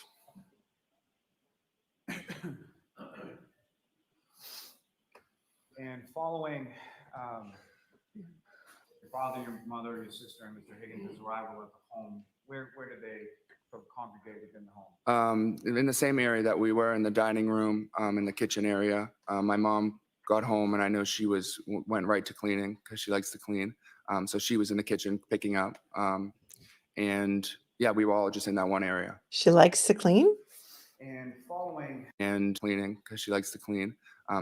Okay, I'm going to ask to refrain from any comments regarding this young man's potential sexual orientation. I don't think it has anything to do with this case, and I don't like it. And so I'm going to ask that you could kind of refrain from that, please. We're classier than that. Thanks. She was in the kitchen picking up, went right dining. Where did they sort of congregate within the home? In the same area that we were, in the dining room, in the kitchen area. My mom got home and I know she went right to cleaning because she likes to clean. So she was in the kitchen picking up. She likes to clean. And yeah, we were all just in that one area. And following their arrival back at the home, who, if anyone else, showed up at your home that particular evening? And then I would say maybe 10 minutes later, my auntie JJ, well, her name is Auntie Jen, but I call her JJ, and Uncle Matt arrived at the house. Auntie JJ. Auntie JJ, could those justice for JJ buttons mean justice for Jen McCabe? Auntie JJ? He's talking about Jen McCabe. He's not talking about Julie because Julie went home with a migraine. So Auntie JJ must be Jen McCabe, right? Hold on. If anyone else showed showed up at your home that particular evening? And then I would say maybe 10 minutes later, my auntie JJ, well, her name is Auntie Jen, but I call her JJ, and Uncle Matt arrived at the house. Your auntie JJ and your uncle Matt, what is their last name? McCabe. And was that their arrival? Was that before or after Colin had left? Colin had already left at that point, yes. I know. And so the alley that Colin was picked up by. I know it's John, but it's just odd that they called John JJ, and they also he also calls Jen McCabe JJ. Did anybody know that before hearing this? I know the buttons are for JJ John McCabe because the kids called him Uncle JJ, but did you know that he called Jen McCabe Auntie JJ? What, if any, relationship does she have to your auntie JJ and your uncle Matt? That's their daughter. Now, throughout the course of the evening, well, let me ask you this: as far as when was it that the last person who didn't live at your house on Fairview Road? When was it that the last person? The last. I wouldn't know I couldn't tell you the time. Well, the last people to leave were Auntie JJ, Uncle Matt, Sarah, and Julie. I don't know exactly what time that would be. I can't even guess. I don't know. And you mentioned your sister, Caitlyn, is that? Oh yes. I'm sorry. I was just thinking of her as my sister, like sibling. So she didn't live in the house, so she was the last person to leave. And prior to her leaving is when your auntie JJ, Uncle Matt. Yes. Yeah. So with respect to after your Aunt JJ and your Uncle Matt McCabe arrived at the house, who, if anyone else, came by the house that you were aware No one. of? That you were aware of. Was anybody else following them actually physically come into the house? No one else came into the house after them, no. And at some point, were you made aware of someone out in front of you? I saw someone outside of the house, yes, a car. And what was it that sort of drew your attention to the front area of the house? Yeah, so at some point, my friend Julie stood up and said, "Oh, my brother's outside." Her brother was there to pick her up. And someone made a comment saying, "Oh, no." Not what they said. What happened as a result? Okay. She went outside to talk to her brother. And so I looked out the window at that point, and she was outside talking to her brother. So his truck was there, and I saw another car there as well. And with respect to your friend Julie Nagel, her brother, what is his name? His name's Ryan Nagel. And if you recall the time that Julie gets up and goes outside to talk to her brother, where were you within the house? I was still sitting at the dining room table. And with regard to that area of the dining room table, how was it that you were able to see out in front of the house? There's two windows there. So I just turned around and looked through the blinds. And when you look through the blinds, what is it that you saw out in front of your house at that time? Yeah, so I saw a truck, which was Julie Nagel's brother's truck, I believe. And that was a little ways, almost like in front of the driveway of the house. And then a little ways in front of it, there was another car that I hadn't recognized before. It was a dark SUV-ish, and that's all I knew about it and could see about it.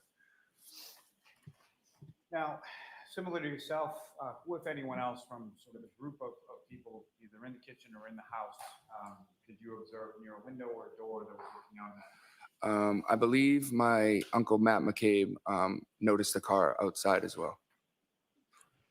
You believe that he noticed a car outside as well? Did you guys discuss it? I don't think that was Ryan Nagel's truck. I think his buddy was driving it. I think it was his buddy's truck. But that's interesting. He saw his Uncle Matt looking out, talking about another car out there that they're going to say was Karen's. Okay. And with respect to the dark SUV that you didn't recognize and what you thought was Julie Nagel's brother Ryan's truck, was there anything in between the truck and the dark SUV that you saw outside? Not to my knowledge, I didn't see anything, no. And as far as the weather, when you looked outside, what, if anything, did you know about the weather? It was definitely snowing. I wouldn't know how many inches, but I would say an inch or two of snow at that point. Now, with regard to being out in front of your house, those two vehicles, do you recall which direction they were facing? Yeah, they were both facing, going up Fairview towards Cedar Crest. So whatever this is, I don't know. Well, let me ask you probably in a better way. As far as what was facing towards your house, was that the driver's side or the passenger side of Oh, each of the vehicles? that would have been the passenger side. And that's with respect to both vehicles, is that correct? Yes. Now, at any point in time during the time that these vehicles were out in front of your house, do you recall hearing anything or any sort of noises coming from the front of your house that drew your attention? No, I didn't hear anything. No. And as far as looking out the windows and seeing these vehicles in front of your house, how many times did you look out? I believe I looked at that one time, and then I think I looked at one more time after that. And as far as your friend Julie, Mhm. if you know about how long was she out in front of your house at that time? I would say not more than 5 minutes, more likely about 3 or 4 minutes she was outside. And when did you see her outside in relation to the truck as well? Yeah, I saw her at the passenger door of the truck. Now, that vehicle that you observed that you didn't recognize, the darker black SUV, was that vehicle in one place or more than one place during the times that you looked out the window and saw it? Yeah, so the first time I looked, I would say it was closer towards the mailbox, maybe a little bit in front of the mailbox. And then the second time, the last time I looked out the window, it had moved further down, closer to, I'll say, the flagpole. So closer that way, it went down that way towards the flagpole. So closer to there's an area in the front of your yard where there's flagpoles, is that right? Yes. Now, as far as when it moved, as far as the weather and the snow was concerned, could you see anything in relation to the roadway in behind the SUV as it once it had? All right, people are saying it's hard to hear. I'm going to switch it over to Court TV because they finally have their picture up. So hang on a second. And we'll see if their sound is better. They also may have their closed captions up.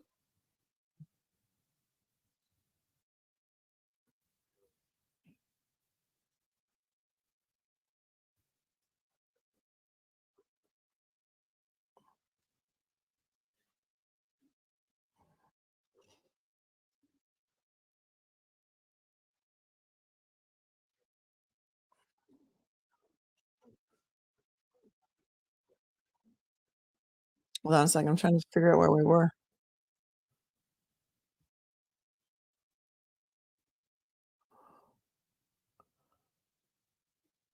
We're going to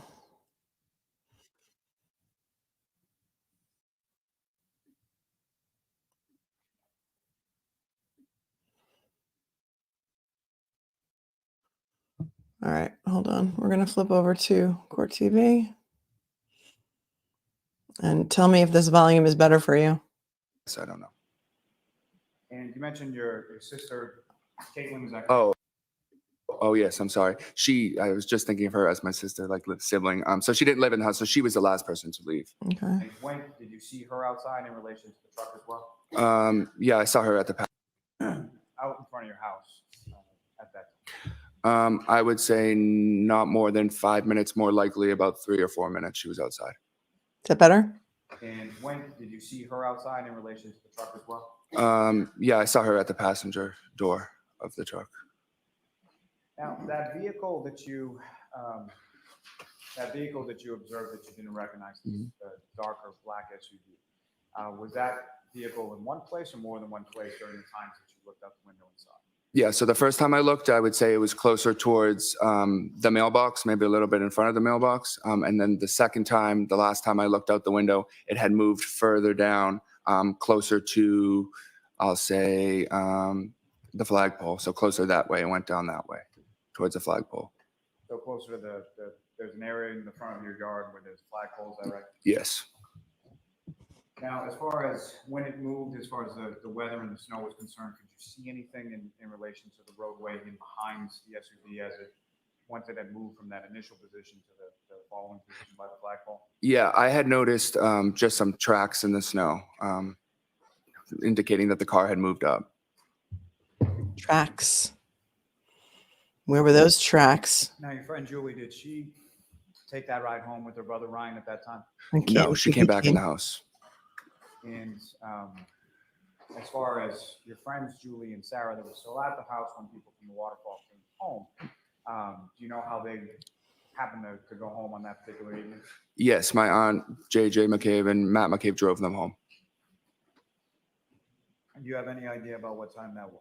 No, I'm not really. I'd be guessing. I would say maybe one something, maybe. Now, with respect to your sister, Caitlyn, who you indicated was the last person to leave the home that evening, is that correct? Yes.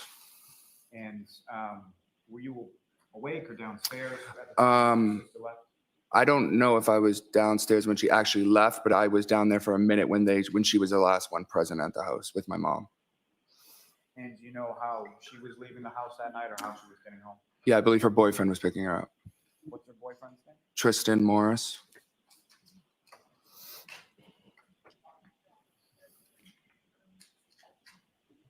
Yeah, where was Higgins' Jeep? Sir, if I could turn your attention to the following morning. At some point you go to bed. Do you know about what time it was that you went to bed? I would say, I don't know, late 1, early 2 o'clock in the morning. And your bedroom is in the second floor of the house, is that correct? Yes, it is. And with respect to how many bedrooms are up on the top floor? Or what? 4, I believe. And with respect to your bedroom, where was that in relation to sort of the layout? My bedroom would have been the middle back of the house. So I had 2 windows, but they were in the backyard of the house. So the middle, but the back side. So the 2 windows that from your bedroom face the backyard area? Yes.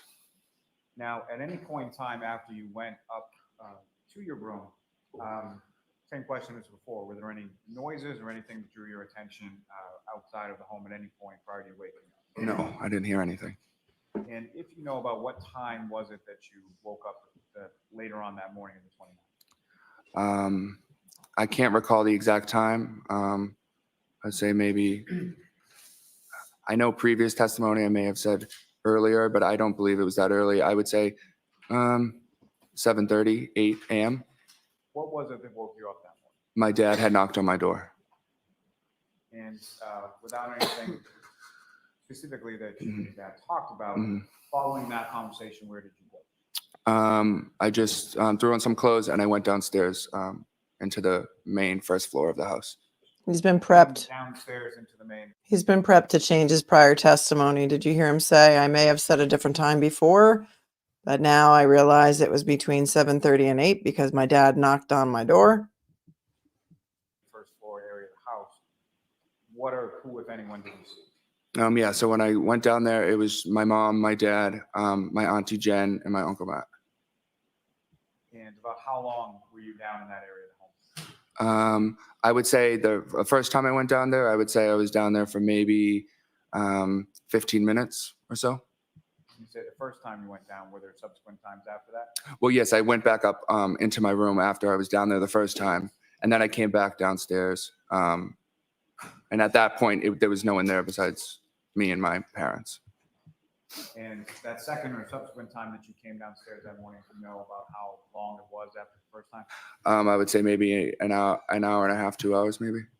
Did you never see Julie? Did you never see Aunt Julie bring your donuts? Or Uncle Chris? Didn't he come back too? Now, with respect to your birthday, as far as what, if any, sort of ritual or thing do you have with regard to your Aunt Julie? Oh, yes. So my aunt likes to get me donuts. It started, I don't even know, probably when I was like in middle school. Because I used to really like donuts. So every birthday she would give me 6 donuts in a box, in a card. And that was just our ritual. She would bring it over every day, every time it was my birthday. Again, it's a ritual. That was just our ritual. Do you think the family discussed what they were going to talk about during their testimony? Because now all of a sudden, ritual is coming up again. Julie called it a tradition. He's calling it a ritual. Didn't Chris call the pizza making thing a ritual when the kids turned 21 but he was turning 23? The ritual of the donuts. I think Julie called it a tradition. Taking it back. School. Because I used to really like donuts. So every birthday she would give me six donuts in a box and a card. And that was just our ritual. She would bring it over every day, every time it was my birthday. And did you get those as far as the donuts and the card and everything at some point on that particular morning? Yes, I believe that when I went downstairs the first time, the donuts and the card were there already. So I had known that she had come by and dropped them off for me. So she was gone. Physically actually see your Aunt Julie on that particular morning? No, I didn't see her then.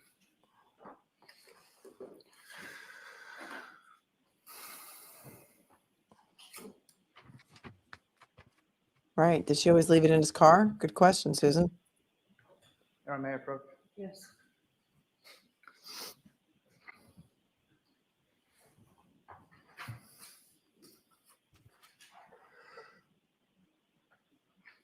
He didn't say coffee, right?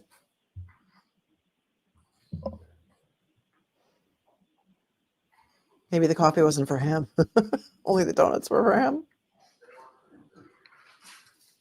Nene says, I swear when he lies, he talks with an accent. So 4 photographs. I just asked you to look at those to yourself. And then Okay. look up with your friends. Okay.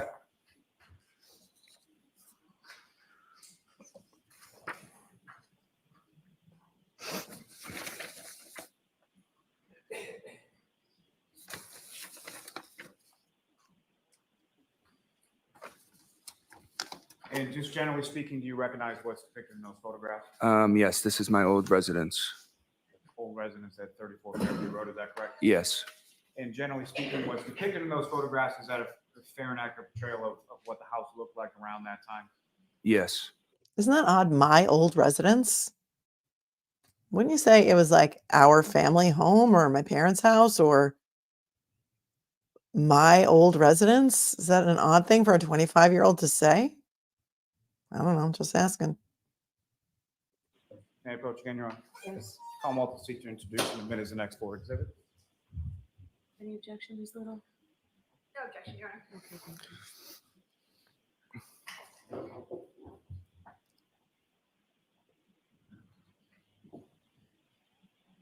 I think it was Brian Albert that said coffee. Somebody said who had said coffee. I think it was Brian on direct. All the way back last Friday.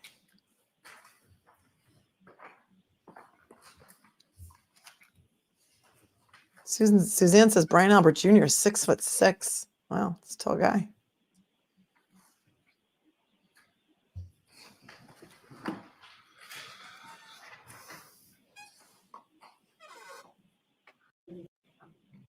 Just going to place before you what's now been marked as exhibit 71, 72, and 30. Okay. Hold on those for a second.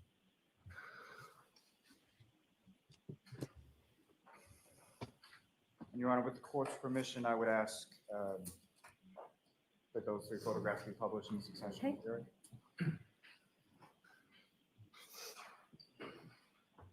And Ms. Gilman, if I could first have, I believe it's 2592. Sir, what's up on the screen? Is that what you have before you? As I believe it should be exhibit 71, probably. Yes, that's the same. And again, just for the record, you recognize what's up on the screen now? Yes, I do. Now, before I get into the photograph, there is one other question that I need to ask. As far as with respect to the sort of tenor and demeanor of that evening, how would you describe sort of from when your friends were there to the time that the folks came back from the waterfall? How was The tenor or demeanor? Did it change from the time your friends were there from when the folks came back from the waterfall, like the old fuddy-duddies came in? Did it change the tenor? What a weird question. sort of the mood within that? The mood. Cheerful, fun. Everyone was having a great time. Fun. Any fights, any arguing, any tension, anything else that you noted of note with regard to that? No, not at all. And I believe, sir, there should be a laser pointer on the desk there in front of you. Just push the button on top. Yeah. I'm going to ask you a question about it with respect to the picture. Okay. Now, with regard to I just have to take a break from this because it's so boring. Because Dan McDonald says, "Our house is a very, very, very fine house with 2 cats in the yard." Can somebody name that artist? He's putting me to sleep too. I know. We got to stretch it out. Okay, here we go. Who's on the stand? This is Brian Albert Jr. Front area of your house at 34 Fairview Road when you live there. There's basically 2 doors on the front of the house, correct? Yes. And if you could just use the Matt laser pointer and direct the jury's attention to where in the photograph you observe each of those 2 doors. Okay. So this would be the first door right here, and this is the second door. He's shaking. And the first door is sort of further away from the driveway. Is that sort of the front door area of the home? Yes, that's the front door. And the other door, where does that lead? The side door leads just right into the family room. And as far as around this time of January or on this evening, if you recall, where were people sort of coming in and going out of your house? I don't know. I couldn't tell you specifically. I think some people use both doors. Okay. I submit to you, if it was snowing, okay, and these people were familiar with this house and they pull into the driveway, they walk up the driveway because, it's snowing. Are you going to go into the door that's closer? That probably is, well, it actually is covered. You can see that it's covered, so there wouldn't be all snow underneath here. Or would you walk on the path that was not yet shoveled and walk up? Look at these steps. Nobody ever shovels these steps. You can just see from this photograph here.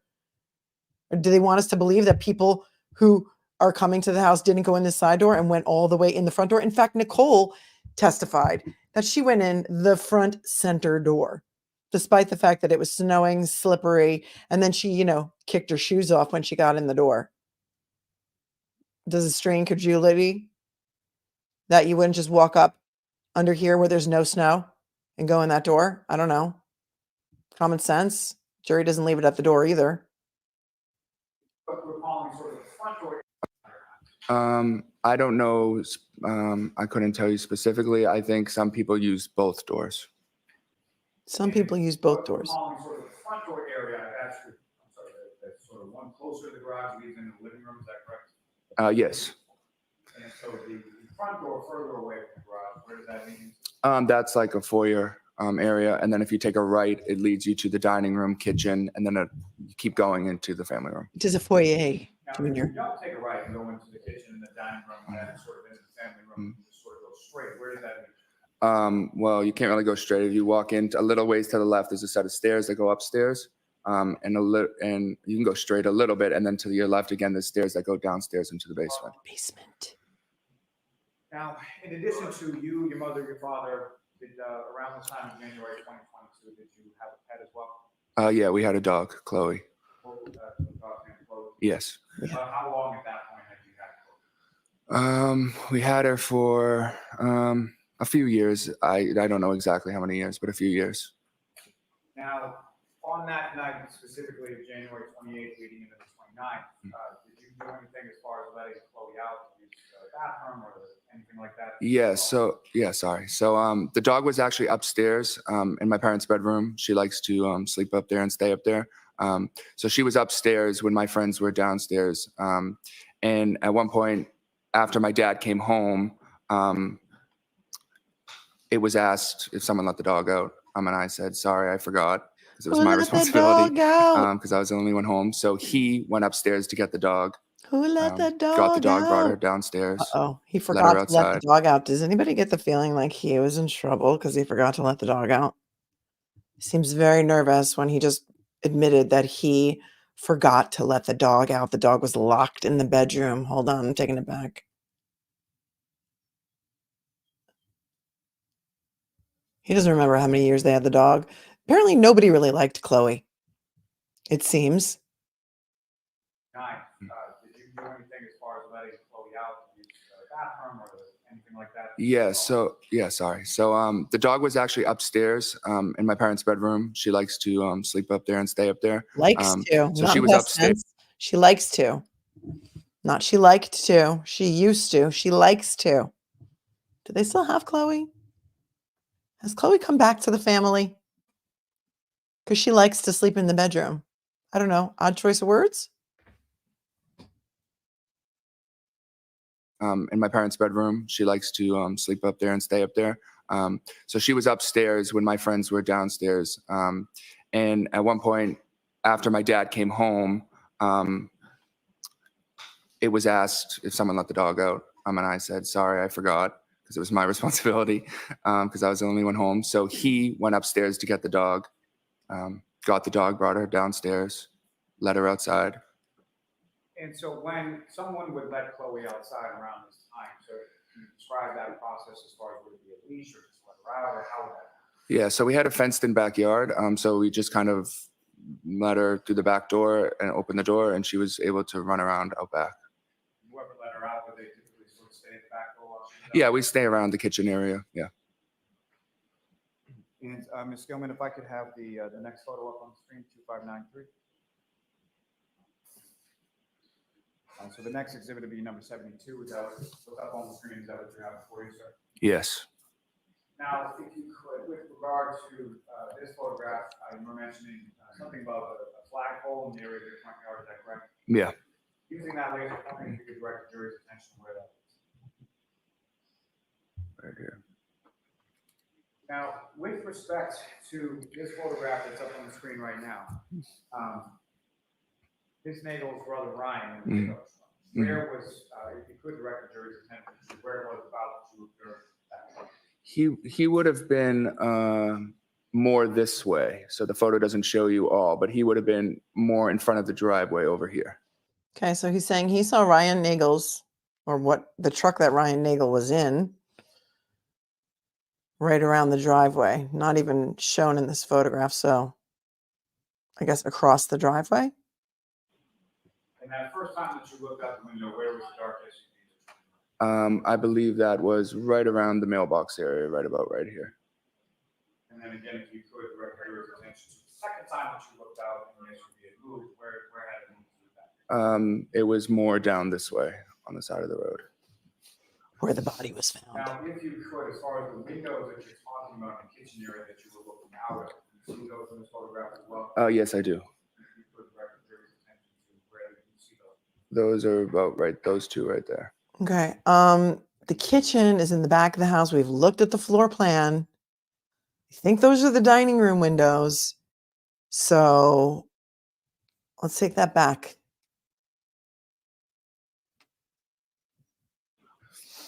Now, if you could, as far as the windows that you're talking about in the kitchen area that you were looking out at, you see those in this photograph as well? Yes, I do. If you could direct the jury's attention to where you see those. Those are about right, those two right there. Thank you. Yep. Ms. Gilman, if I could have the last photograph from that set.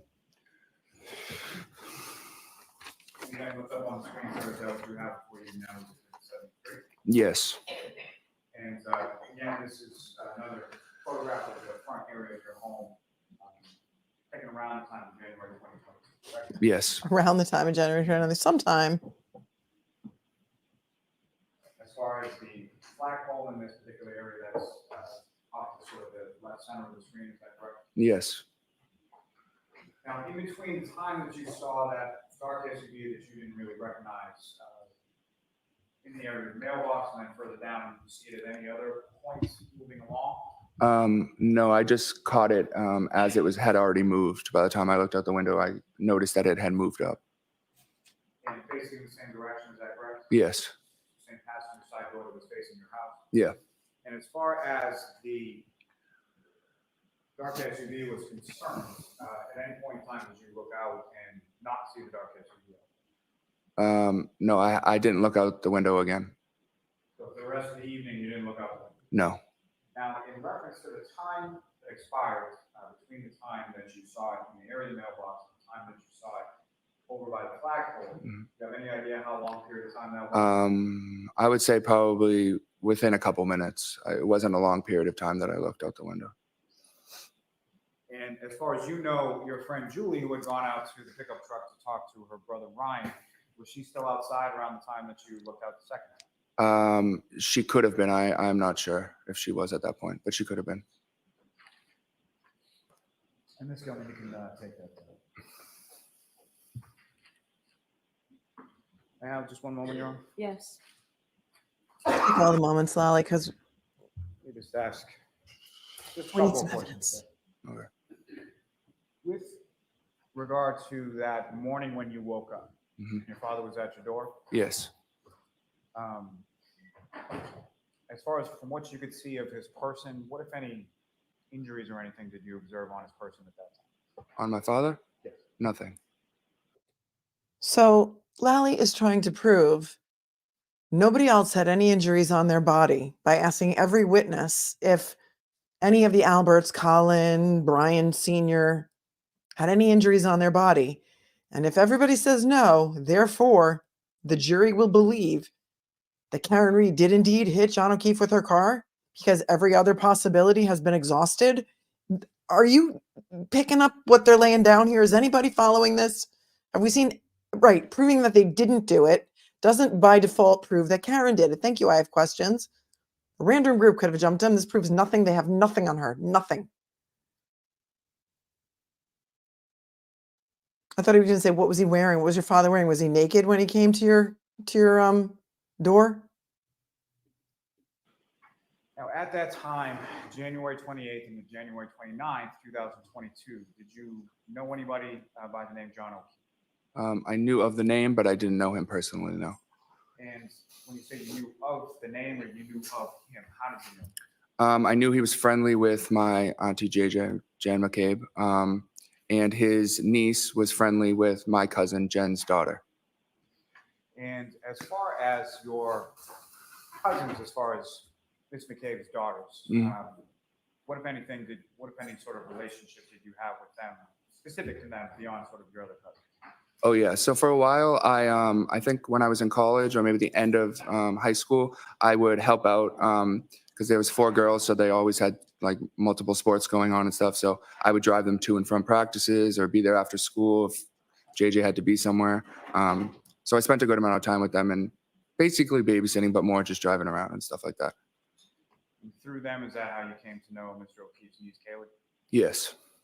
And you gave her rides to places as well? Yeah, occasionally when she would come back to the house after school, I'd drive her to CCD or whatever. And had you ever met, to your recollection, John O'Keefe or anybody by the name of Karen Reed prior to January 28th? John O'Keefe, no. I mean, he could have came into the house once when I was there at my aunt JJ's house. And we could have said hi, but I don't remember formally meeting him. And I never met Karen Reed either. And on that evening, again, January 28th or the early morning of January 29th, beyond the people that you've already talked about, and specifically John O'Keefe or Karen Reed, did either of them at any point in time come inside your house while you were there that evening? No, never. Nothing further. Formal introductions. Ms. Little, I'm just going to hold you up 1 minute. I think we probably need spellings of the. Yeah, we do. I don't We know if do I'm going what? to be the best speller, but I'll try.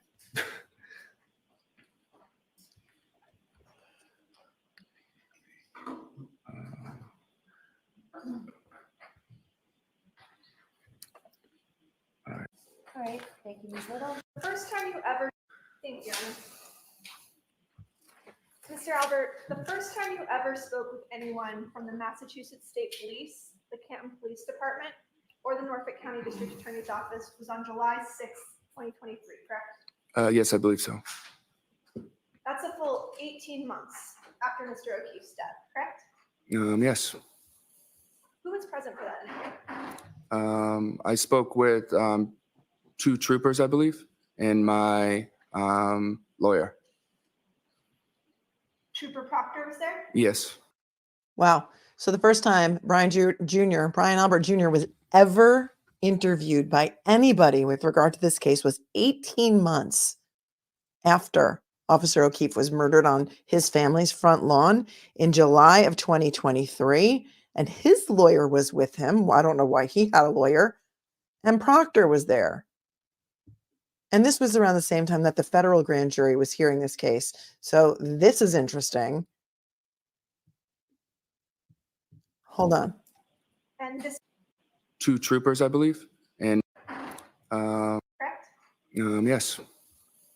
Who was present for that interview? I spoke with 2 troopers, I believe, and my lawyer. Trooper Proctor was there? Yes. And this interview actually took place at your family's defense attorney's office, correct? Objection, Your Honor. The objection system. At the This family's. interview took place at your attorney's office, correct? Yes. Your sister Caitlyn Albert was also present, correct? She was there for some time, but she wasn't when I was interviewing. She wasn't in the room with me. No. And that was also the first time they had spoken with your sister as well about these events, correct? Objection. Hold on. What did he say? The first time you ever. Time, but she wasn't when I was interviewing. She wasn't in the room with me. No. And that was also the first time they had spoken with your sister as well about these events, correct? Objection. The first time you had spoken with your sister as well about the night?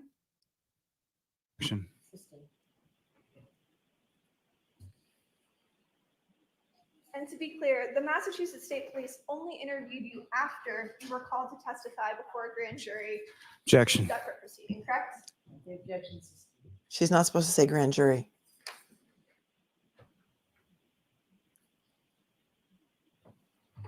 I want to direct your attention to your testimony regarding your cousin, Colin Albert. You testified today that Colin Albert called you to come to the house, correct? I believe so. He did. Yeah. Do you recall some prior testimony in which you said that you all had exchanged Snapchats about what you were doing that night in the house? No, I don't believe I said that. I said for him to know that I was at the house, he could have seen a Snapchat that I had sent, but he didn't ask me on Snapchat if he can come over. I said more of that he had could have seen a Snapchat saying that we were at my house. That's how he knew, because I didn't know how he knew that we were there. You and your cousins frequently communicate on Snapchat, correct? Occasionally here and there. You actually have a cousin group chat on Snapchat, don't you? Yeah, we do. An Albert cousin group chat. Who else is on that Snapchat? There's all my cousins, a lot of us, a good amount of my cousins. Would that include you, Yep. Colin Albert, Yep. Allie McCabe? No, she's not an Albert. Do you have a group chat in which Allie McCabe is a member? I believe we have a cousins on my mom's side group chat, yes. But she wouldn't be in that group chat with Colin, no. Understood. And do you still have any of the messages you exchanged with your cousin on January 28th? I don't know. Can you rephrase the question? Do you have any of those Snapchat messages or other messages that you exchanged with your cousin Colin Albert on January 28th? No, I'm not even sure if there was any messages. Not to my knowledge, I don't know. Oh?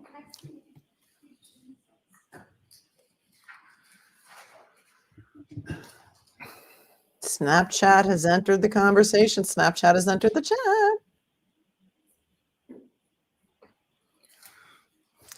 Busted down on Bourbon Street.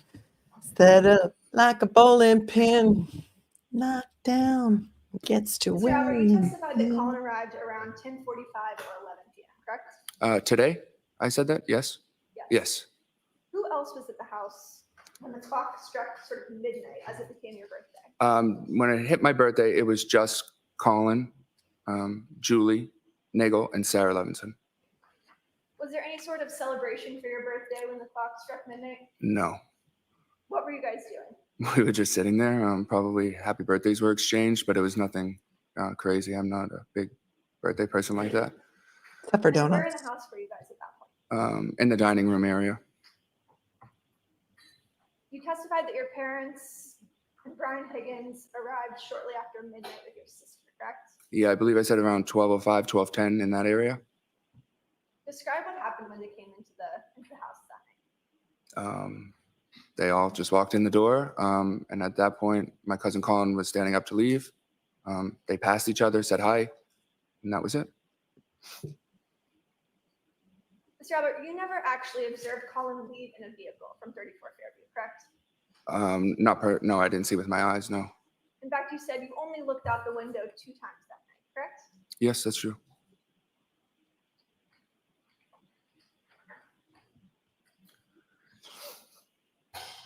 If you're ahead, no spoilers. Approximately what time did your dad go upstairs to get Chloe to take her out? Well, that would have been like as soon as he got home. So around like a little after 12. So would that have been before or after Colin sort of walked towards the door? Colin had already left at that point. Already left. You didn't see him Where leave. did your dad go? He went upstairs into his bedroom where Chloe was there, brought her downstairs and went to the back door and let her out. And you were asked by Mr. Lally if your father kind of stands by the door and waits for Chloe before he lets her in. Yeah. But you testified that he was just generally in the kitchen area, correct? Yeah, the kitchen is by the back door. But he's not standing by the door waiting for her. She's an off-leash dog. She can go out, do her business, and you can open the door sometime later, correct? Objection. Can you answer that? Is that correct? She's an Could you say it off-leash again, dog. please? Your father wasn't standing by the door staring at Chloe the entire time she was outside, correct? No, I wouldn't. Not the whole time, no.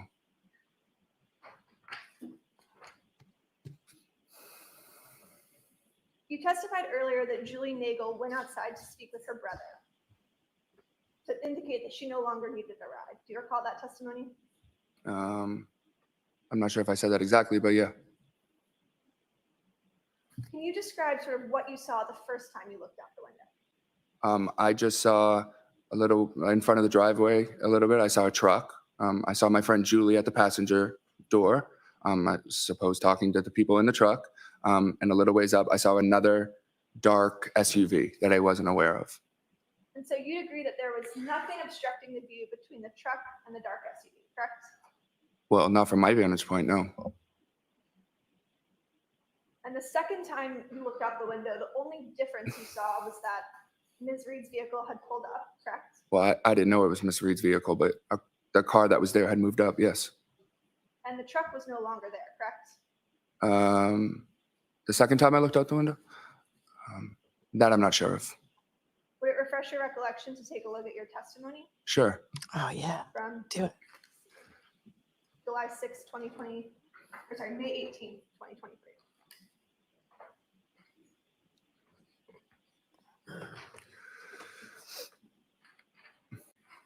Okay, so he's going to refresh his recollection with his testimony from the state grand jury, I think she said, right? No, wait. He didn't testify in front of the state grand jury because he wasn't even interviewed by MSP until July of 2023. May I put your honor? Yes. So show Mr. Lally.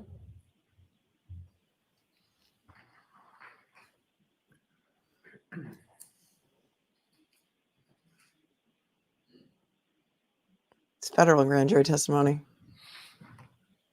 You could just look at this. Okay.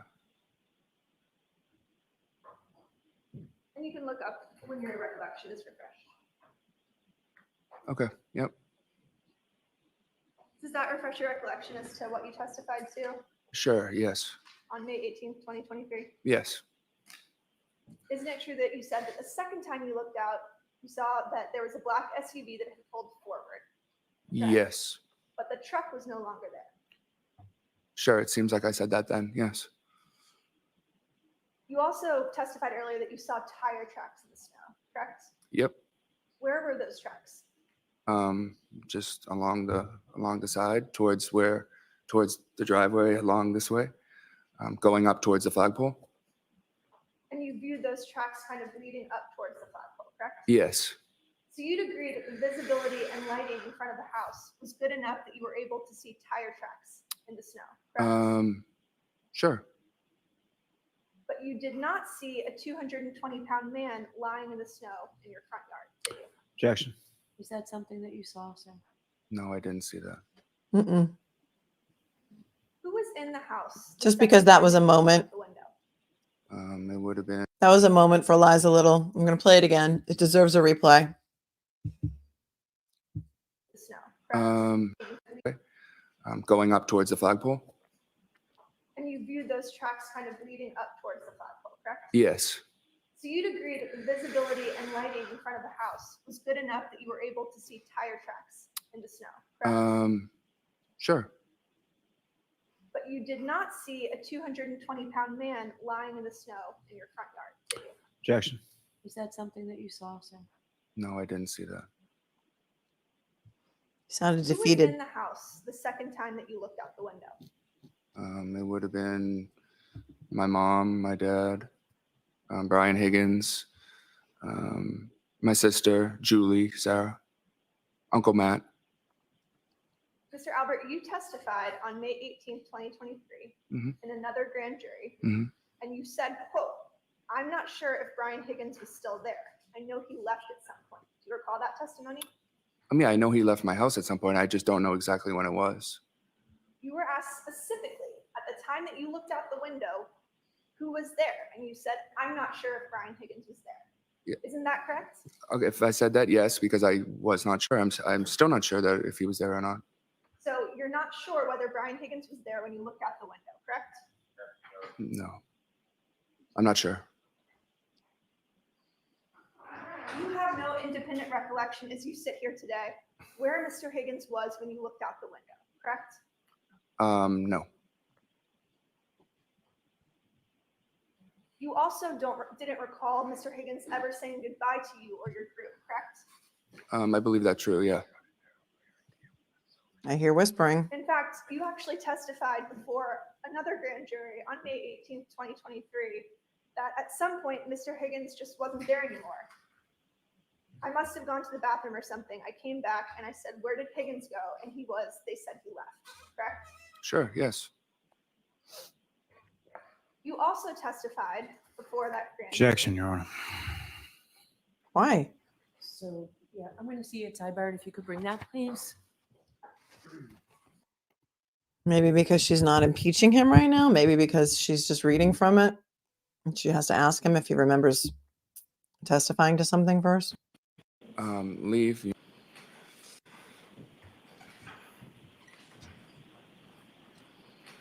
When did your father leave in relation to Brian Higgins? Leave. You mean like go upstairs, go to bed, or? Leave your view. He would have left after Brian Higgins had gone. Mr. Albert, isn't it true that you weren't quite so sure about that when you testified on May 18th, 2023? I don't know. You would have to show me. Do you have a specific recollection of your father leaving after Mr. Higgins was gone? Yep, I'm pretty sure he went upstairs after Brian Higgins left.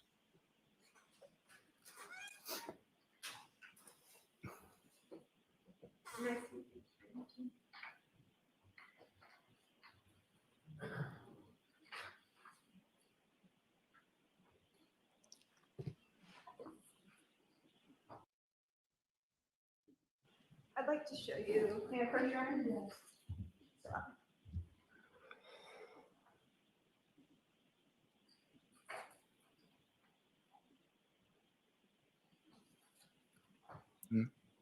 I could direct your attention. Right here?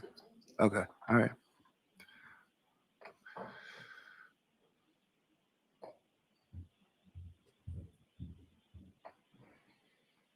Mm-hmm.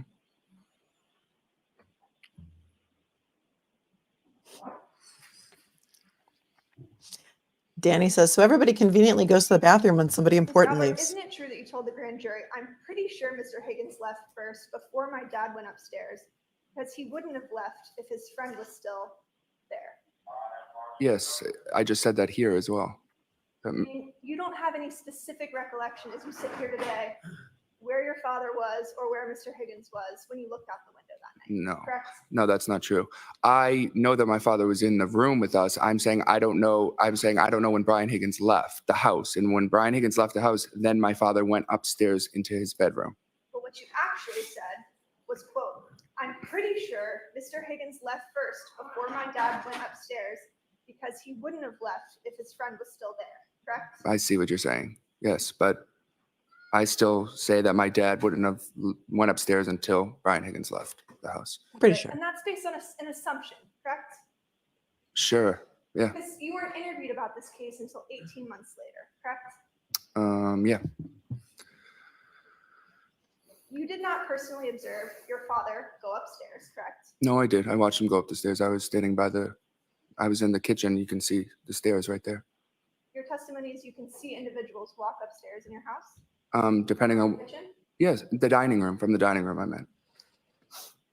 There's actually a wall that kind of blocks the dining room to the stairs, correct? Not if you're sitting at the 2 chairs with your back to the windows. If I was sitting in the long chair right here, the stairs would be right here. I could easily see through the doorway.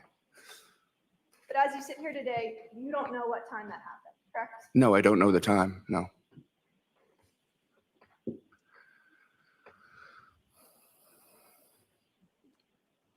Mr. Albert, I'd like to direct your attention to the morning of January 29th. Sure. Can you describe sort of how you woke up that morning? My dad just knocked on my door, and I woke up and opened the door. You didn't hear any dog barking? No, You didn't see any emergency vehicles? no, Didn't hear any ambulances? no, Didn't hear any screaming outside? no. What did you do once you woke up? I went downstairs. Did you ever look out the window? I don't recall if I did or not. Would it refresh your recollection to take a look at your grand jury testimony? from Sure, May 18th, sure. 2023? Thank you. Wow.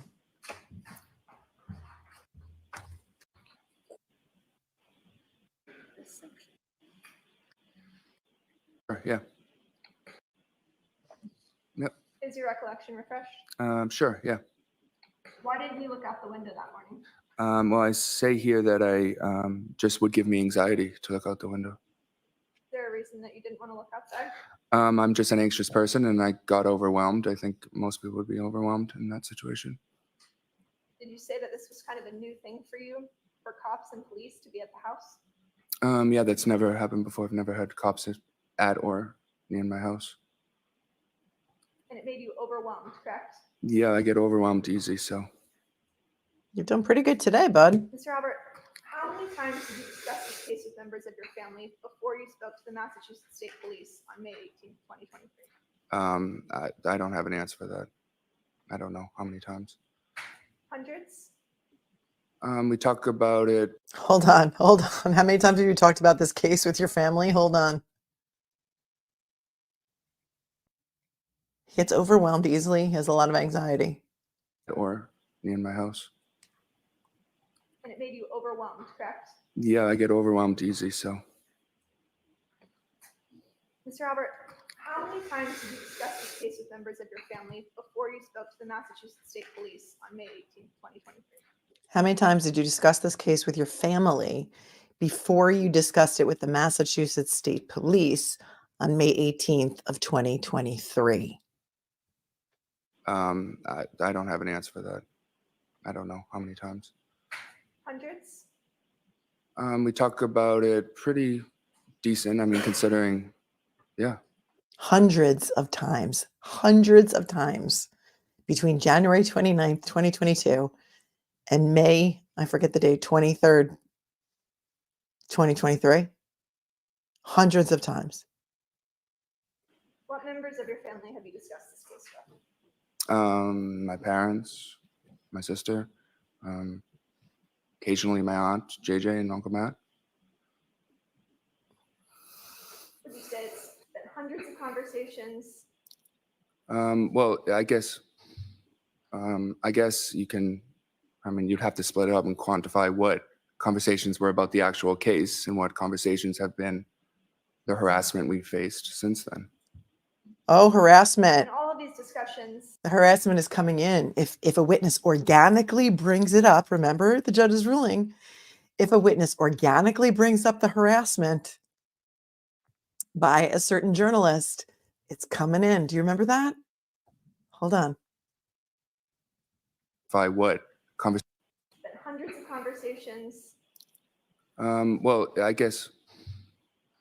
guess you can, I mean, you'd have to split it up and quantify what conversations were about the actual case and what conversations have been the harassment we faced since then. And all of these discussions took place with you and members of your family prior to your interview with the Massachusetts State Police, correct?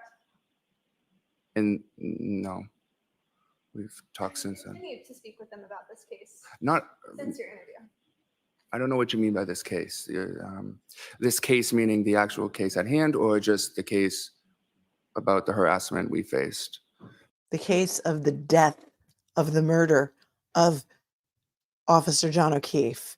The case of Karen Reed being on trial today for the murder of Officer John O'Keefe. That's the case that we're here for. Although the Commonwealth has been trying a completely different case that has nothing to do with the murder of John O'Keefe, because they seem to be just protecting your family. So quite honestly, Brian Jr., I can see why you're confused and you have no idea what case she's referring to, because none of us do. None of us know what case she's referring to, because we have not seen a case yet against Karen Reed. But in fact, this is the case of Commonwealth versus Karen Reed. So I'm rewinding that for a sec. No. We've talked since then. Continue to speak with them about this case Not, since your interview. I don't know what you mean by this case.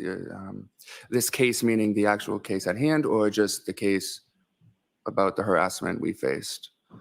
I'm talking about what happened on January 28th and January 29th. But there's really nothing to talk about those specifics. No, because we have nothing to say about that. We weren't part of it. Mr. Albert, you looked out the window multiple times. Bam. We weren't part of it. We weren't part of it. Yeah, I apologize for blowing your ears out. I'm going to put my microphone further away. It's the court volume. That's the problem. We weren't part of it. So I don't know what case you're talking about. He's pretending. I don't know. Is he pretending, or does he really have no idea what's happening here? January 28th and January 29th. But there's really nothing to talk about those specifics. No, because we have nothing to say about that. We weren't part of it. We have nothing to say about that. Mr. Albert, you looked out the window multiple times on January 29th, correct? Twice, I think I said. You never heard any sort of commotion outside. No. You never heard screaming, yelling, or the screech of brakes in the front yard. No. You never saw a 220-pound man in dark clothes in the white snow on your front lawn. No. But you did see those tire tracks. I did. No further questions. Hey, Mr. Lally. No redirect, Your Honor. Sorry. No redirect. You all set? All right, Mr. Albert, you're all set, sir. Thank you. Wow. High Anxiety. Anybody remember that old movie, High Anxiety? Right. Lally, your next witness, please. Yes, Your Honor. The Commonwealth call Ms. Caitlyn Albert to the stand.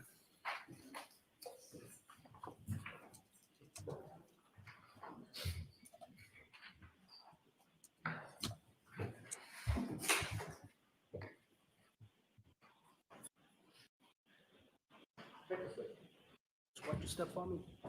I do. Thank you. You may take the stand.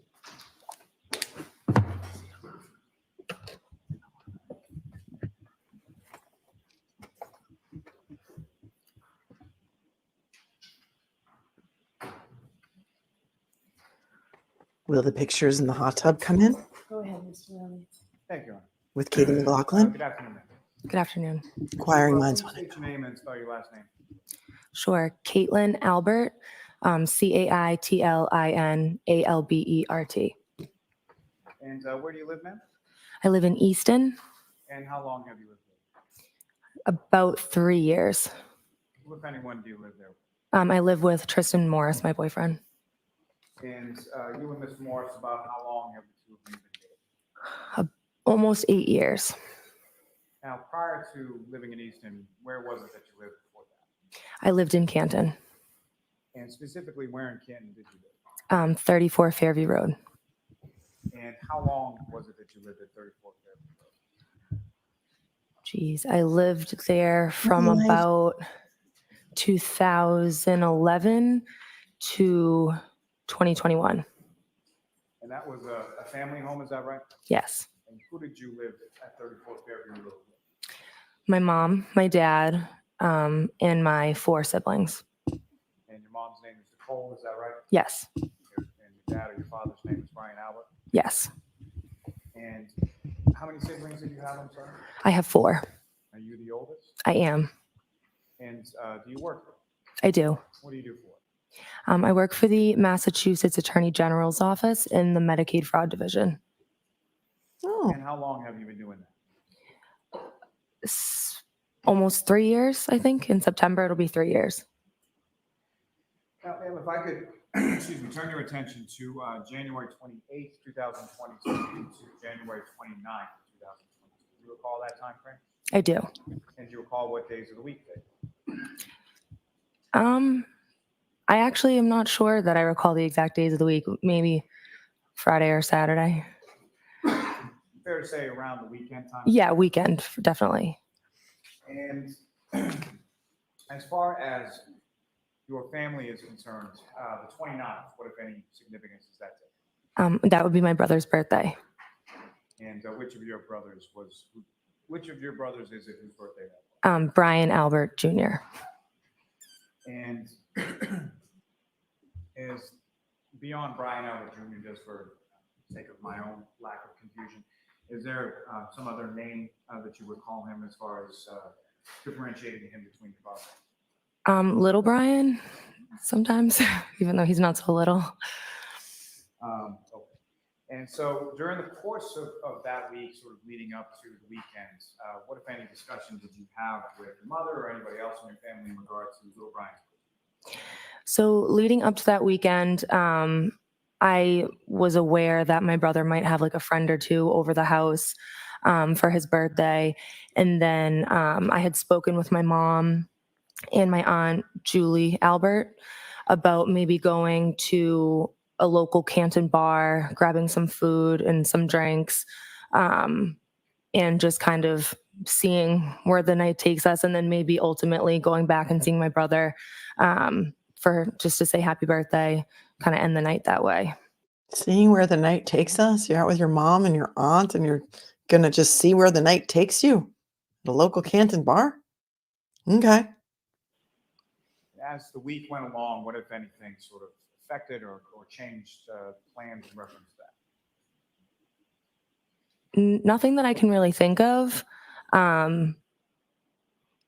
Nothing really changed. I mean, that was sort of, I don't remember exactly how the plan came about, that we were going to, go get food and that my brother was going to have friends over. But I believe that was always sort of our plan. And so specifically on the 28th, at some point you came to Canton, correct? Yes. And do you recall how you came to Canton and where was it that you went first? So I can't say for sure. From what I remember, I believe that my boyfriend Tristan and I went straight from Easton to the waterfall and actually got there before my mom and my aunt Julie, from what I can remember. And then my mom and Julie ended up meeting us there. And that's when we sort of started just kind of like hanging out, ordering food, some drinks. And we were there for a little bit, just the four of us. And do you recall about what time it was that you got to the waterfall? Unfortunately, I can't remember an exact time, but it would have been around like dinner time. So if I had to guess, maybe like 6. Don't guess. And as far as drinking was concerned with that night, you're at a bar and you weren't driving, correct? Oh, yeah, no, I was not driving. And do you recall specifically what kind of drinks you had or what you had to drink that night? I believe that night I was drinking White Claw, I think. Everybody drinks White Claw. Your boyfriend, Mr. Morris, as far as what, if anything, was going on with him that night, as far as how long was he at the bar? Yeah, so we were aware that it was likely going to snow that night.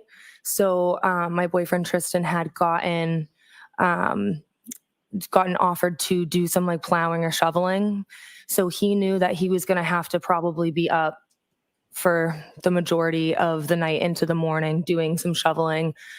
So he didn't stick around at the waterfall for too long. I think he had some food, maybe like 1 or 2 drinks, and then he actually ended up going home. And you stayed at the waterfall after he went home? I stayed there, yeah, with my mom and my aunt Julie. Plowing and shoveling are 2 totally different things. Would you agree with me? Plowing involves driving a vehicle, and shoveling is something you do by hand. Jenny 33 is like, what's White Claw? I don't live in America. It's in a can. It's like seltzer. It's like carbonated seltzer, but it has fermented alcohol in it. So it's sort of like, I don't know if somebody can describe it. It's got different flavors. It's gross. I don't like it at all. Yeah, somebody said here that Julie said, didn't Julie say that she went over to pick up Caitlyn and Nicole and brought them there? I didn't hear her say that yet. And if you recall, as far as that evening at the waterfall, what, if anything, was going on as far as like live entertainment? I want to say that there might have been a band. I just don't want to say for sure, but I think I do recall a band coming in and setting up, and yeah, I think that there might have been one. Now, as far as the evening progressed and went on, who, if anyone else, came into the waterfall and sort of joined your group when you were there? Sure. So I can't say for sure like times of people arriving or order of people arriving, but I know at one point my uncle Chris Albert, he ended up joining us. He owns a pizza shop across the street, so when he was done working, he came and joined us. And then my aunt Jen McCabe and her husband Matt McCabe joined us. And then at some point, my father, Brian Albert, and his friend, Brian Higgins, also joined us. She doesn't say Aunt JJ. Dave the Pie says, what's her boyfriend's name? Tristan? Yeah, Tristan Morris. Thanks for the super chat, Dave. So at one point in time, I'm not sure the order of which, everybody came in or the time that they came in, but at some point we were all kind of there hanging out. Now, in your father and Mr. Higgins, do you know where they had come from or where they were coming from? Yes, I believe they were coming from New York from a funeral. And I remember I had asked my mom, like, is dad going to stop by? And she was like, I don't know. He's tired. He's coming back from New York. And I was like, oh, I want to see him. So I think I convinced him to come. And then Brian Higgins just kind of tagged along from what I can remember. Now, as far as Mr. Higgins was concerned, is that someone that you were familiar with prior to this evening on the 28th? I knew of him and I had met him a couple times, but nothing more than that. Tagged along. Where the house that you, for lack of a better term, grew up in or spent some formative years in, had Mr. Higgins ever been over to that house at 34 Fairview when you were there? Not that I know of. Now, at some point later in the evening, who, if anyone else, came and sort of came up to your group or joined you while you were at the wall? So from what I can remember, I remember sitting at like a high top table, and it was me and my mom sitting next to each other, and we were facing like the front door of the waterfall. And I recall a man and a woman walking in, and at first I didn't know who either of them were, but I noticed that the man started talking to like some of my aunts and uncles that I was with, and he seemed friendly with the people that were in our group. So I had said to my mom, like, oh, who is that? And she said, oh, that's John O'Keefe. And I had known of him because I knew his story about his niece and his nephew and his family. So I had known of him, but had never met him before. And so then I just assumed that the woman that was with him was his significant other, girlfriend, wife. I didn't know. So then, I didn't really speak to either of them. I think at one point, John came up to me and my mom and asked, like, do you guys need anything? Do you need a drink? And we said no, and that was pretty much it. And so when you say you knew of John O'Keefe and sort of his story as you related, do you recall how it was that you came to know anything about Mr. O'Keefe?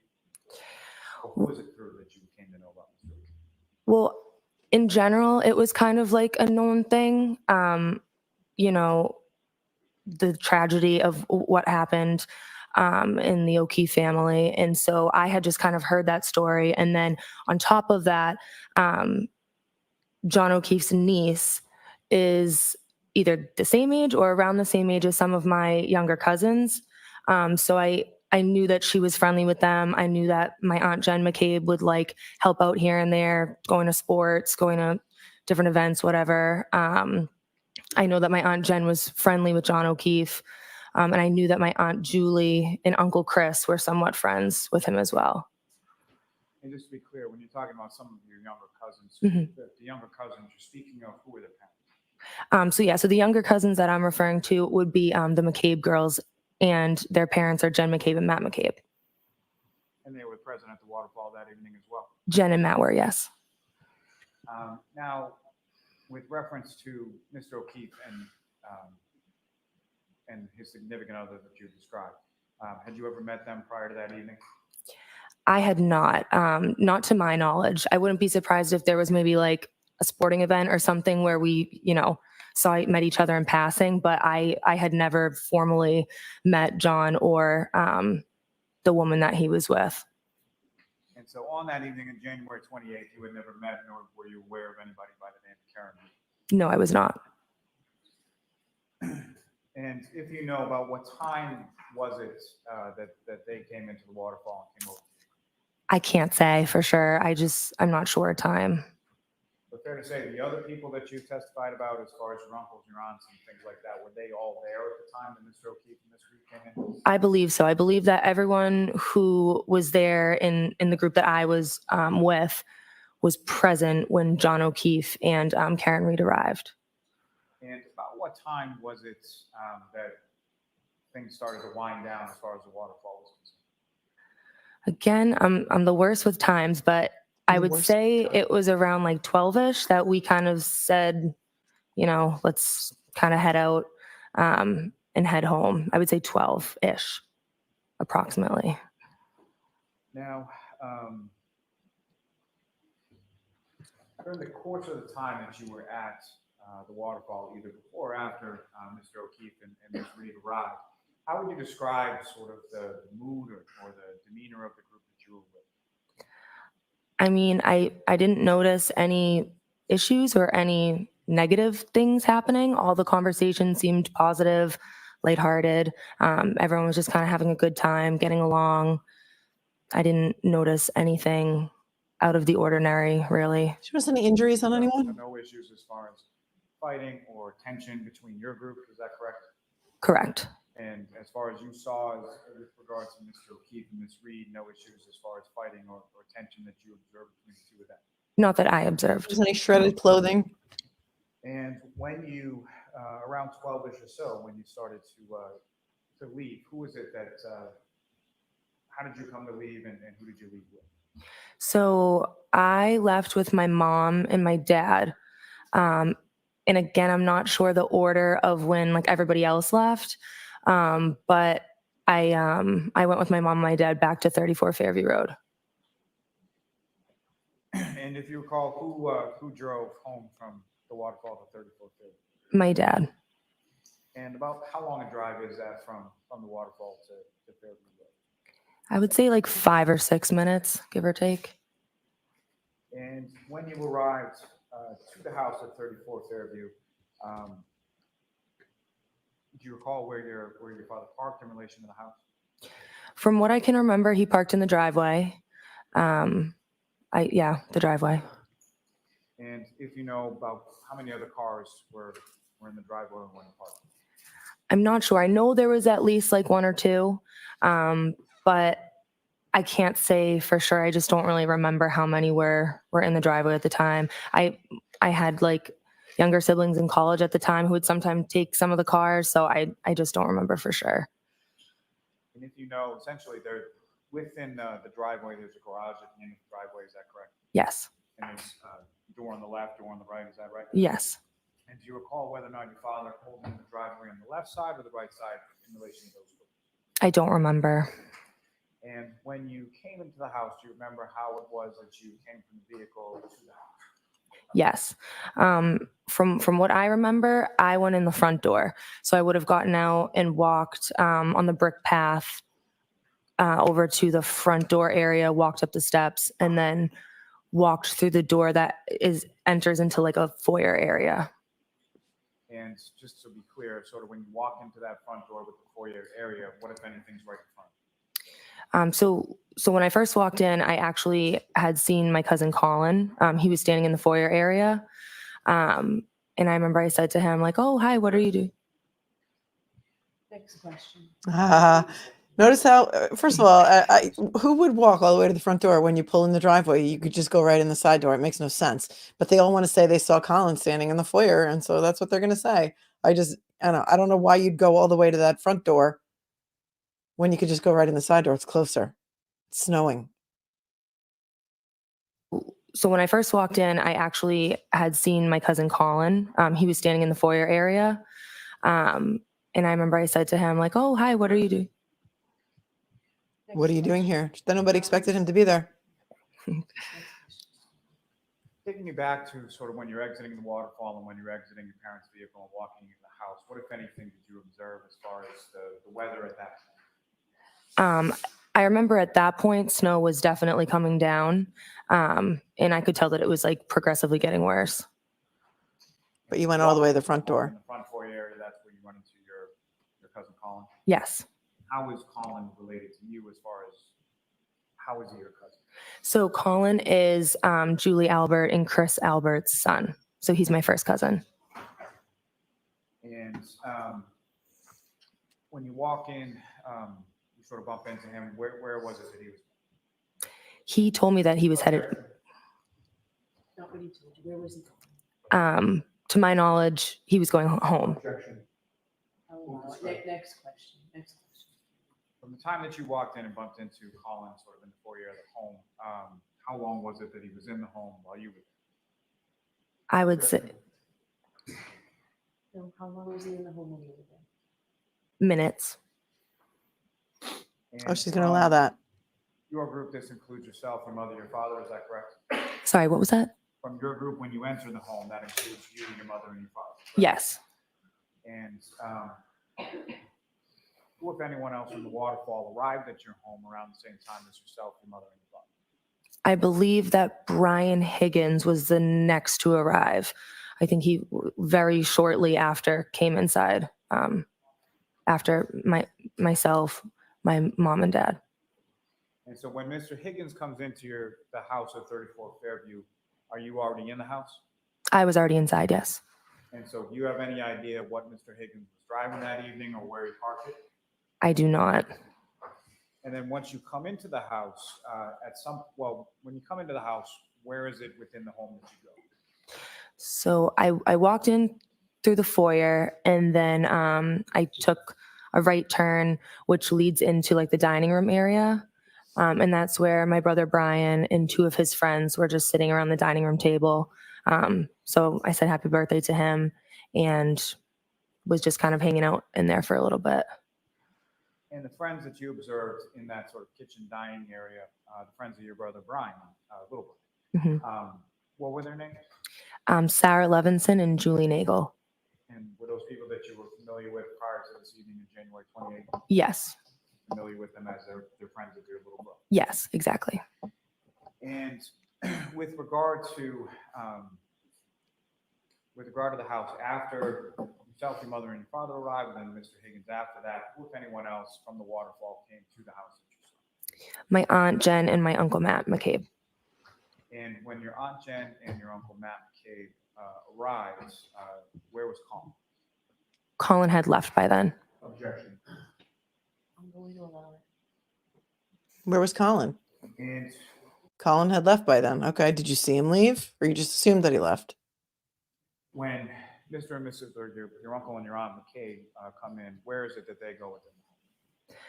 I believe they did a similar thing. They either entered through the dining room or through the kitchen area, but the dining room and the kitchen are like open floor, kind of all the same room. So we were just all kind of hanging out in that area. And if you know about how long a period of time were you at your parents' house on Fairview Road that evening? I would say hour 45, latest 2 hours, but around like an hour and a half, an hour 45. Yeah, I can't say for sure. It's an estimate. And for the balance of the time that you were there, were you in that same sort of kitchen dining room area? Yes. And what is it that you were doing as far as you and the group doing in that area of the house? We were just kind of hanging out. I remember that my mom had grabbed like a small speaker and put some music on. We had a couple. I thought they were already listening to music. Didn't Brian Jr. say they were already listening to music with his friends before the parents came home? But now the mom is grabbing a speaker and she's going to put on some music because when the parents get home, that's when the party really starts. Drinks, and everyone was just kind of like having a good time, hanging out. Was it We fun? said happy birthday to Brian, and that was kind of it. And so at any point in time when you were well, let me ask you this first. As far as the sort of demeanor or mood within the house, similar to how I asked you at the waterfall, did any of that change once you returned back to your parents' house at Fairview Road? No. So everyone getting along, no arguments, no tension, anything you observed? Correct, yeah. Now, beyond the people that you just described, did anyone else come into your house, into your parents' house that evening while you were there? No. And specifically, Mr. O'Keefe and or his significant other, Ms. Reed, at any point in time while you were there, did they come into your house? No, neither of them ever came into the home. Now, with regard to the people that you were describing before, at any point in time, did the people in the kitchen dining room area, any of them leave that area of the house? I think when my mom, my dad, and I first got there, I believe my dad went upstairs to grab the dog to let her out. So he did that. And then I think there was another period of time where my dad might have been showing, or maybe my mom or my dad were showing Brian Higgins, like family photos of one of my brothers, who's in the Marines. So that would have been in like the family room area, which still is like, there's an open doorway. So it's not like the door was shut or anything. But other than that, we all kind of stayed within that dining room, kitchen vicinity. Oh, Daddy's going to be mad. Daddy's going to be mad. Do you know that Daddy already testified that he took Brian Higgins upstairs to your brother's room to look at those pictures? Your daddy already testified that he took Higgy upstairs. He was getting Higgy with it. And he and Higgy went upstairs to your brother Jack's bedroom to look at those military Marine photographs. So who told you to say the den?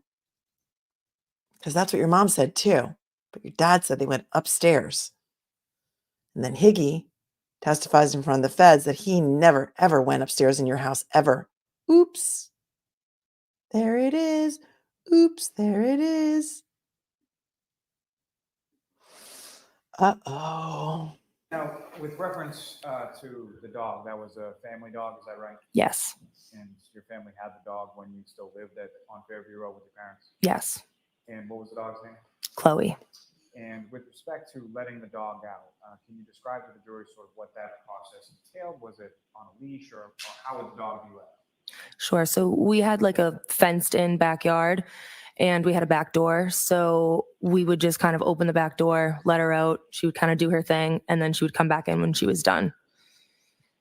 And your father took care of that when you got home from the waterfall that evening? Yes. The family room that you were talking about where your father and or your mother and Mr. Higgins were as far as the photographs, where is that in relation to the dining room kitchen area, and specifically, can you see into that area from the dining room kitchen?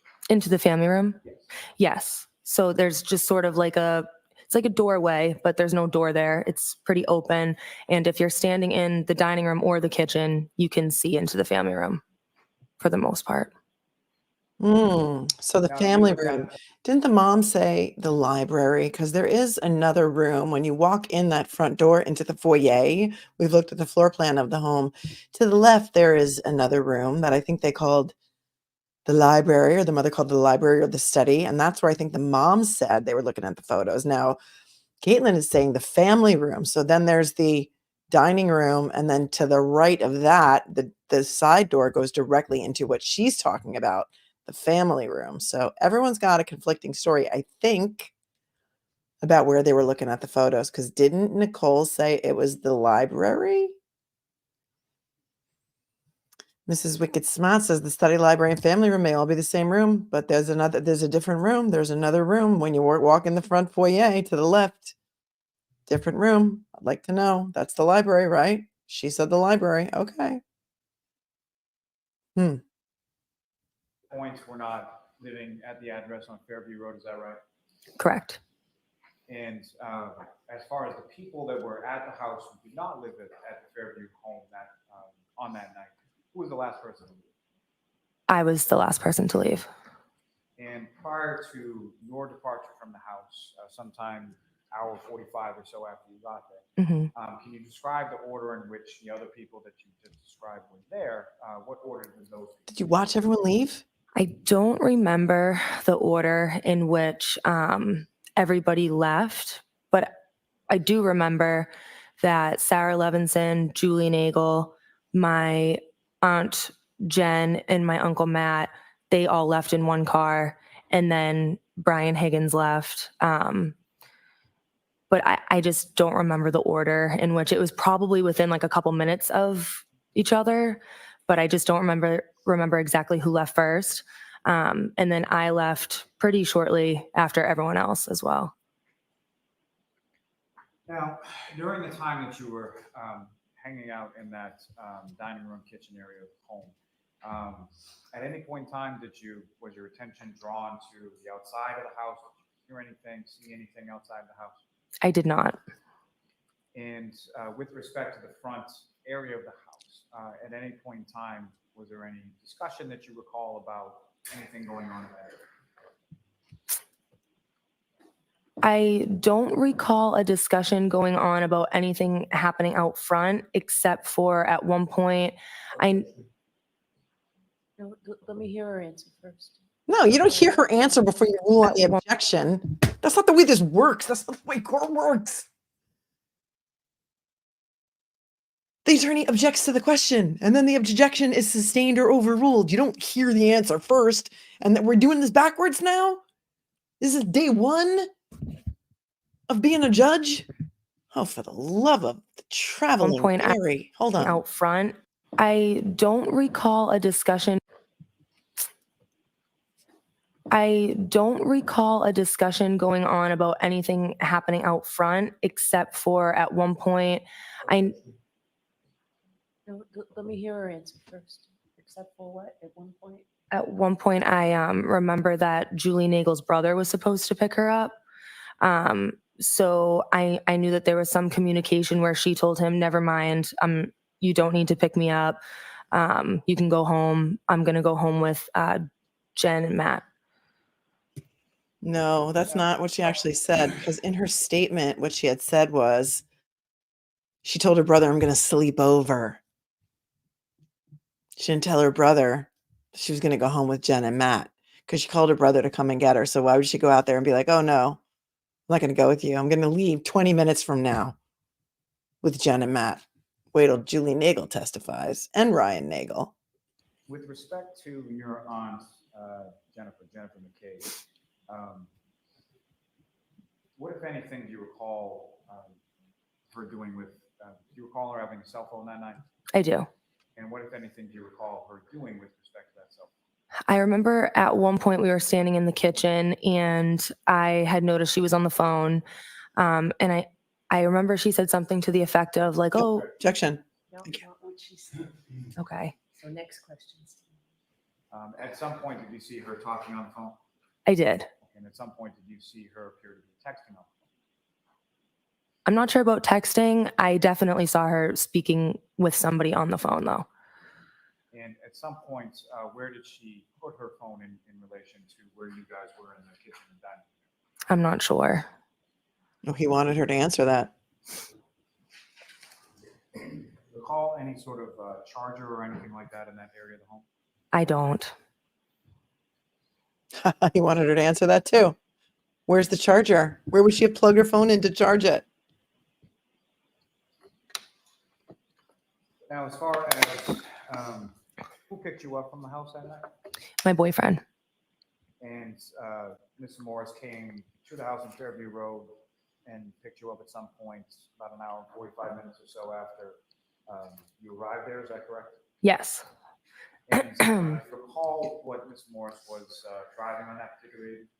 I remember that he actually was driving my car, which is a 2019 white Jeep Cherokee. And what kind of car did Mr. Morris have at that time? If you recall?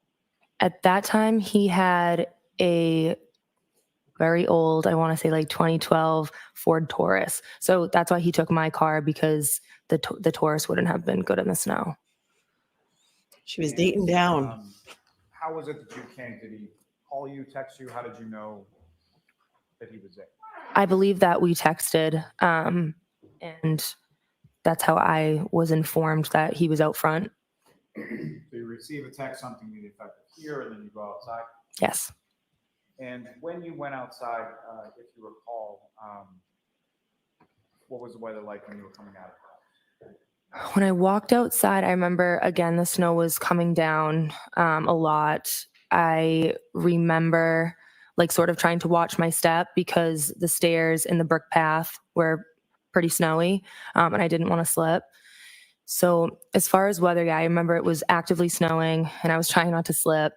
And that's pretty much what I can remember. Did you see a body on the lawn? And do you recall where it was that your boyfriend, Mr. Morris, parked the car in relation to the house when he arrived? I believe he parked in the driveway. So you would have come down the steps, down the walkway to the driveway area, correct? Yes. And who drove from Fairview Road to back home that evening? Tristan did. Now, if you recall, when Mr. Morris, I'm assuming, backs out of the driveway, is that correct? Mm-hmm. When he backs out of the driveway,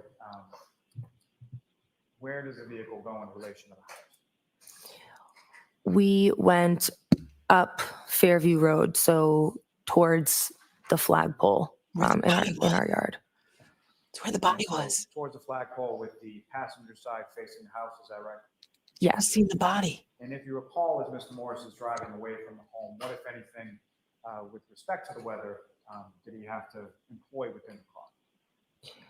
I remember the windshield wipers were on, and I remember he was driving very cautiously, 10 and 2. And I remember thinking to myself, oh, the snow is coming down pretty hard. And as you drove past the house, were you looking outside or looking at the house or the front lawn area of the home?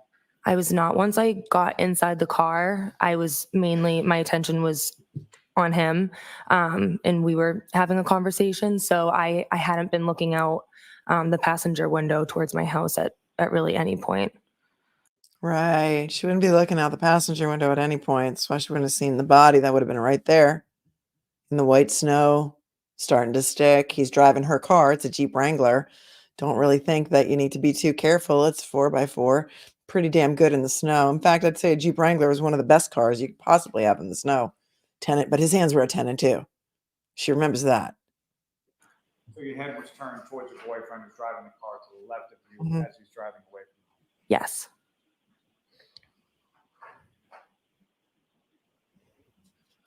I have one moment, Your Honor. Yes. Take all the moments, Lally. Lally flop, lally flop, ooh lally lally flop, lally flop, lally flop, ooh lally lally flop, lally flop. Bum bum bum. Lally flop. We're gonna get crossed today. What? Good afternoon. So, Ms. Albert, you were at your parents' home on January 29th by midnight or shortly thereafter, correct? Correct. And you were the last one to leave at 1:45, 2 o'clock, somewhere in that area? Yes.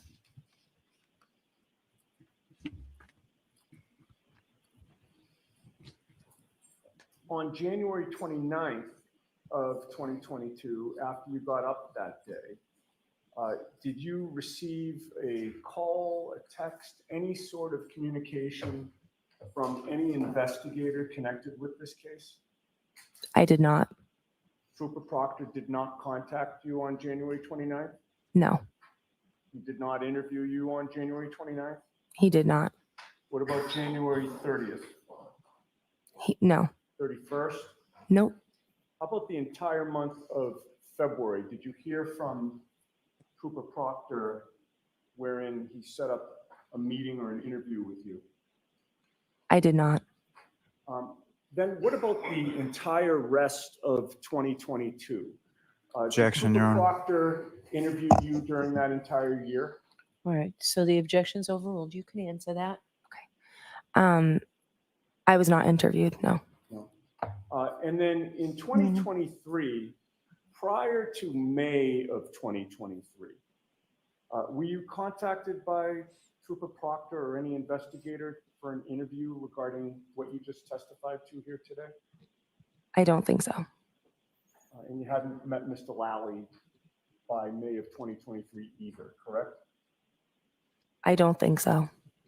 But in May of 2023, you actually were called to testify at another hearing where neither the Commonwealth or the defense in this case was present, correct?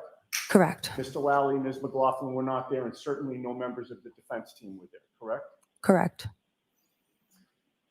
And May of 2023 was well over a year after the events that you were called to testify about, correct? Correct. Right, so if these events happened on January 28th and 29th of 2022, the end of January of 2023 would have been a year, and now you're being asked for the first time to give testimony about what happened back in January of 2022 in May of 2023, correct? Yes. And then it was only after you testified before that other proceeding without the prosecution and the defense of this case there that Trooper Proctor finally interviewed you in August of 2023, correct? That's correct. And that was 4 months after you testified in that other hearing of May of 2023, correct? June, July, I'm sorry, 3 months, June, July, August, correct? Correct. And it was about a year and a half after January 29th of 2022, correct? I believe so. All right. Now, on direct examination, Mr. Lally had asked you about whether you knew Brian Higgins. Do you remember that line of questioning? I do. And I believe you testified that you knew of Higgins, correct? Yes. And you thought that you had met him a couple of times, correct? Yes. So Brian Higgins, you would classify as an acquaintance, correct? To me? An acquaintance. Here it comes. I would classify him as a friend of my father's, not really an acquaintance or friend of mine. Okay. So he didn't rise to the level of an acquaintance, somebody who you met, but you didn't really know. I'm not really sure how I would categorize my relationship with him. Again, it was just more of like, he was my father's friend. If I had seen him walking down the street, I would have said hello to him. I don't know anything about his personal life. I don't communicate with him regularly. So I mean, if that's what you would consider an acquaintance, then yes. I guess I would ask, what do you consider an acquaintance? How would you define that term? I would say an acquaintance is someone who you are friendly with and might see from time to time. I guess in my head, I'm just sort of thinking someone who's in closer in age with me. I usually think of it as more of like a friend type thing and not my father's friend to me. I guess that's just the way I think of it in my head. Okay, so is your testimony before this jury that an acquaintance is really a friend? Someone that you're friendly with, perhaps, could be. Okay. Have you watched any of the testimony in this case prior to your taking the stand today? I have not. Has anybody told you anything about any of the testimony that has occurred prior to your taking the stand today? No. Okay. Who is Katie McLaughlin? Katie McLaughlin is a girl who I'm the same age as. We went to high school together. We graduated the same year, and we have a couple mutual friends. We interact with some of the same people socially. I don't really, I can't think of a time, possibly ever, where her and I ever hung out one-on-one or individually. So more of like a friend of a mutual friend. Okay. Mutuals. So, Kate, you would not consider Katie McLaughlin to be a friend. She's not a close personal friend of I mine. asked you if she was a close personal friend. Objection. Just let her finish her answer. I'm sorry. Go ahead. Finish your answer. I would not consider her one of my, again, close friends. Okay. All right. So let's get back to my question. Would you consider her to be a friend? Objection. Why? Because you don't like you don't want to hear the answer? Approach. No. No, you can't approach because you don't know what the hell you're doing, Lally. That's not the appropriate time to approach. The question is, do you consider her to be a friend? Really? Give me a break, dude. If she says yes, she's a friend, that's the end of it. If she says no, he's gonna whip out the pictures and what? You're scared, so you have to approach? This is going to be shown in trial law classes across the country in law schools for how not to be a trial lawyer, what not to do on trial. 101. Oh, I'm sorry, Mrs. O'Keefe looks very, very sad.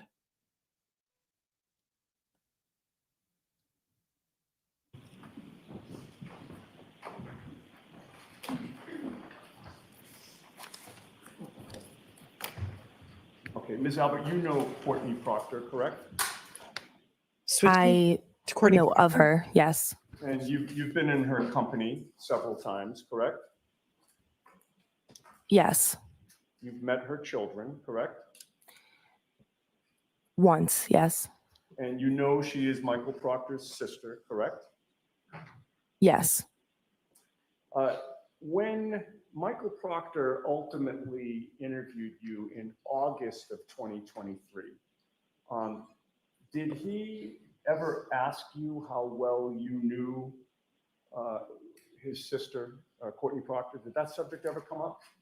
Not that I remember. And did you ever mention it to him that you had met his sister and met his sister's kids? I did not. Now, on January 28th of 2022, you went to the waterfall with your boyfriend, Tristan Morris, correct? Yes.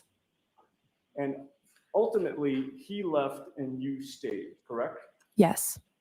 The reason that you stayed is you wanted to go back to the 34 Fairview, your old home, to be there by midnight when your brother was turning 23, correct? Not necessarily. My plan was always to stay and just spend some time with my mom and my aunt. But Tristan left very early because he knew that he was going to have to be up at 3 o'clock in the morning shoveling or plowing. So my plan was never to go back with him. But it wasn't necessarily because it was my brother's birthday. It was just what my plan was for the night. Certainly the fact that it was your brother's birthday didn't deter you from going back there, right? In other words, the fact that it was your brother's birthday didn't cause you to hesitate to go back. You wanted to be there, right?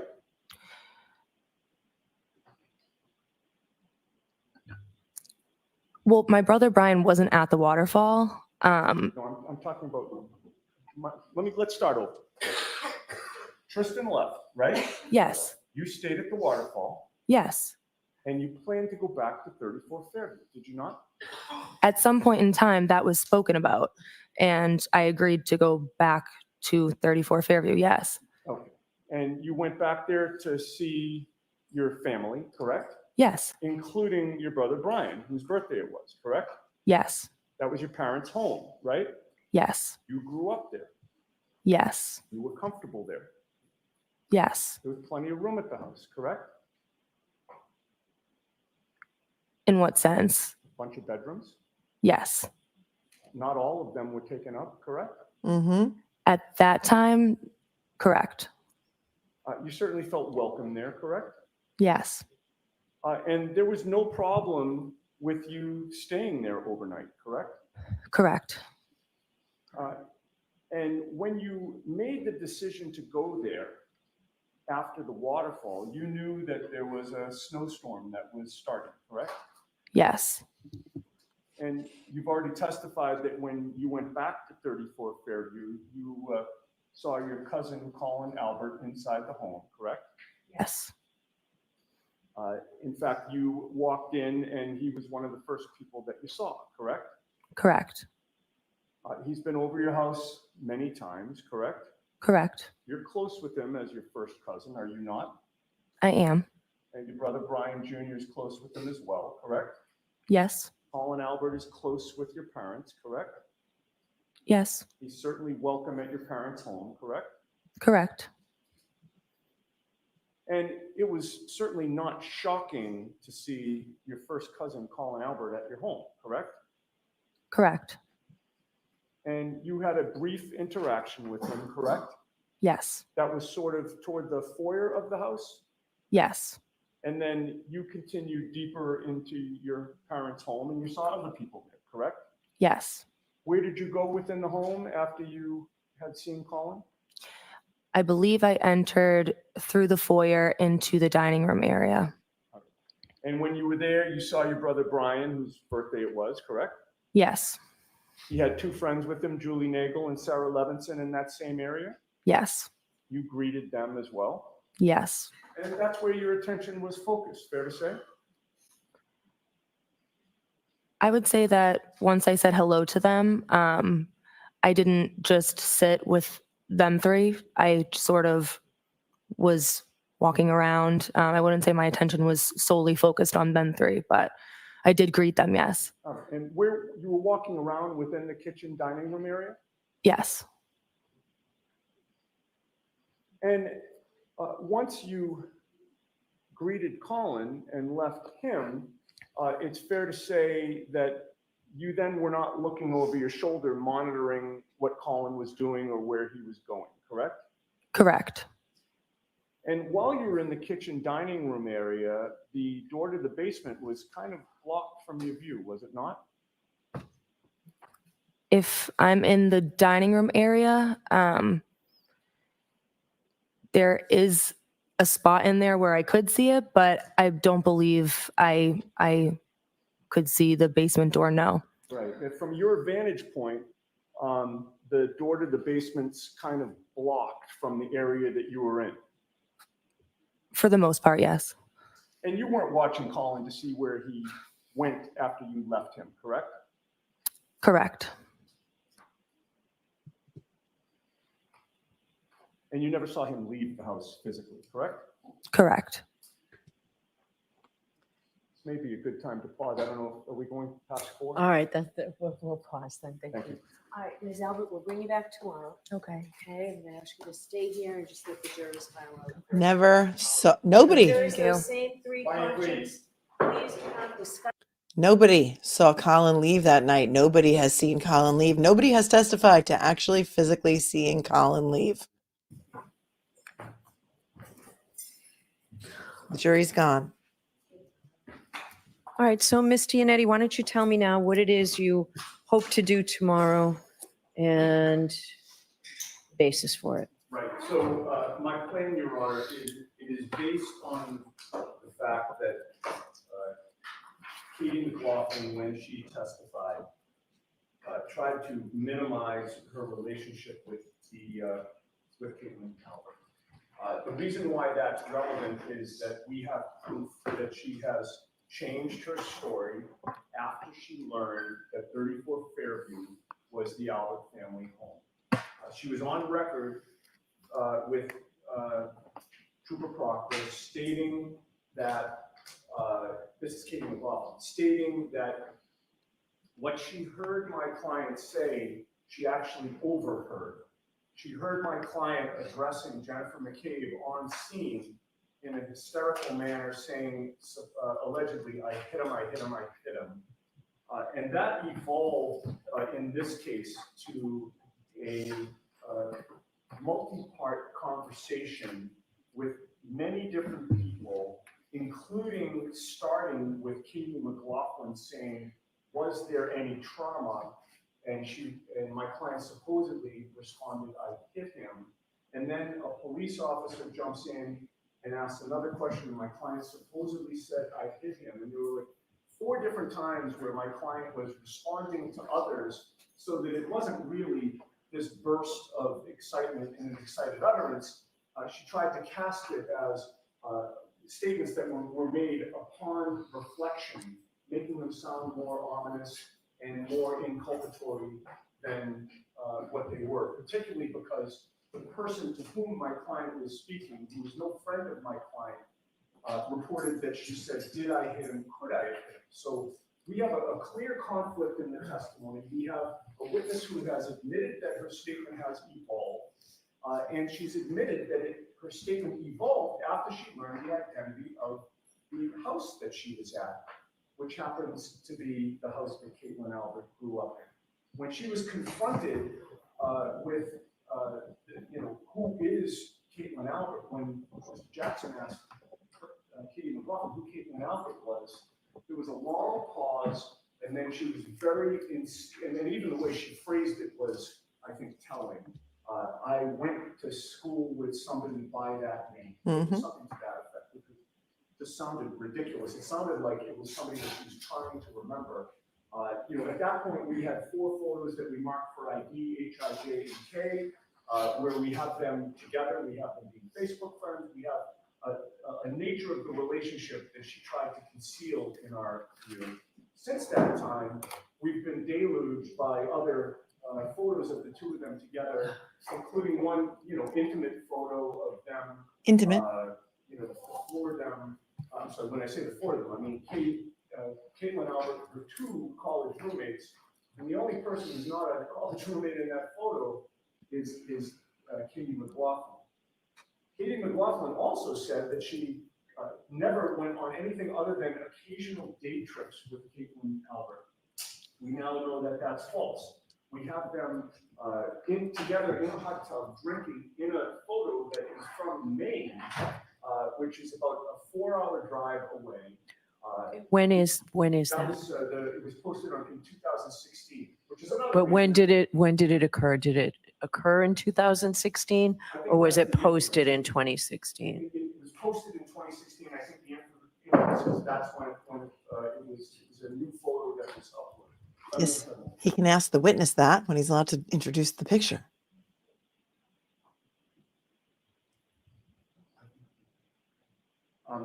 That location was tagged on 2016, so we know it was after high school, which again contradicts Katie McLaughlin's testimony because she made it seem like this was just some girl that I knew in high school, and then we happened to be at the same places at various times, but I'm not close with her, despite the fact that I have my arm around her in most of the photos.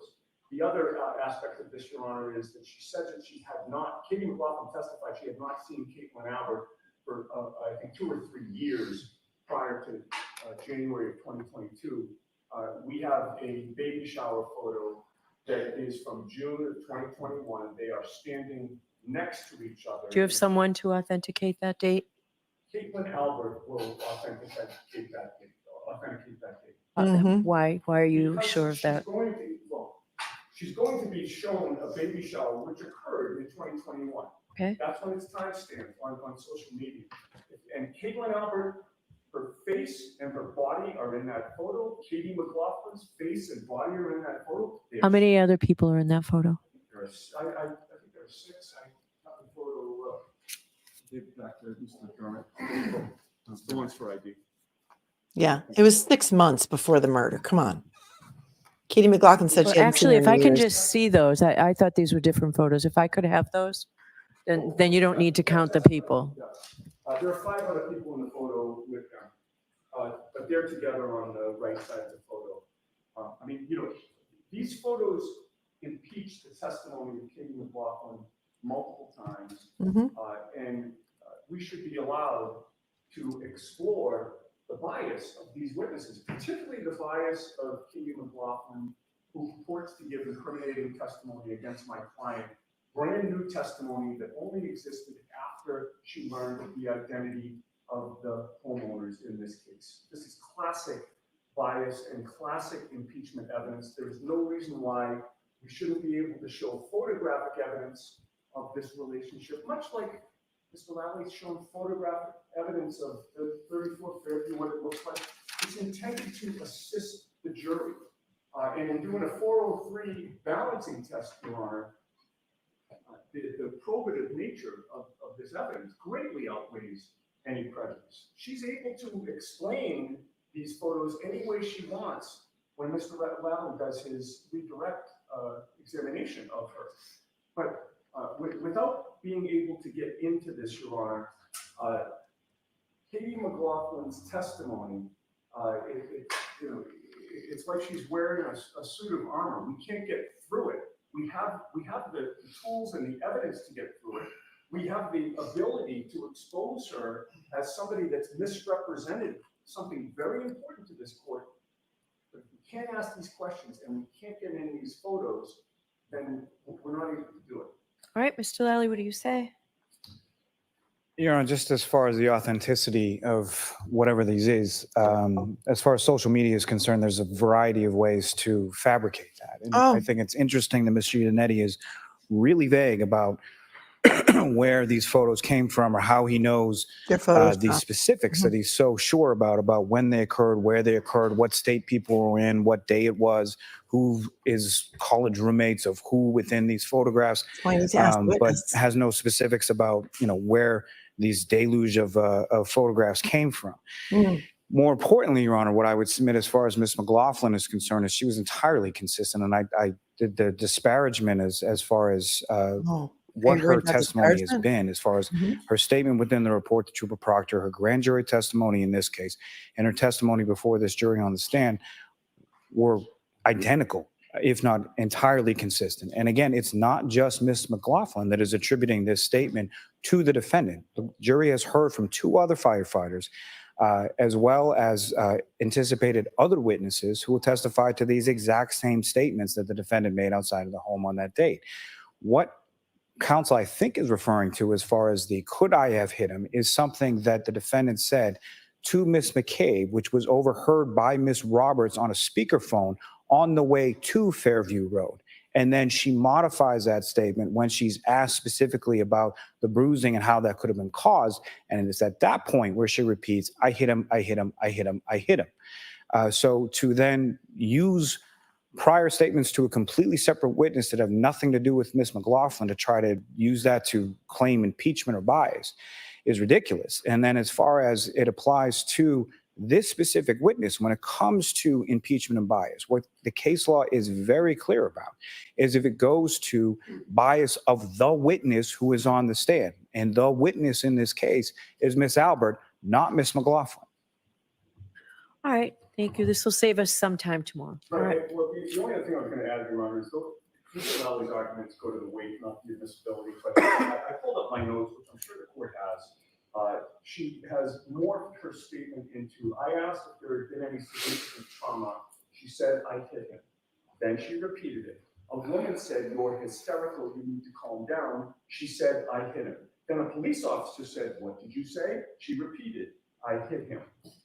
And, Ms. McCabe herself testified in the grand jury. That's not what happened. That she said at that moment, did I hit him? Could I? She's on record saying it. All right, thank you. I'll take a look at my notes and we'll figure this out first thing in the morning. She's going to take a look at her notes and figure it out first thing in the morning because God forbid she rules on anything from the bench. I mean, it just would never happen. It would never happen. She's going to take the whole overnight to think about whether or not she's going to let in some photographs about Katie McLaughlin that could potentially impeach her, calling Caitlyn Albert just an acquaintance. Fix your volume now because the court feed is off. The volume sucked.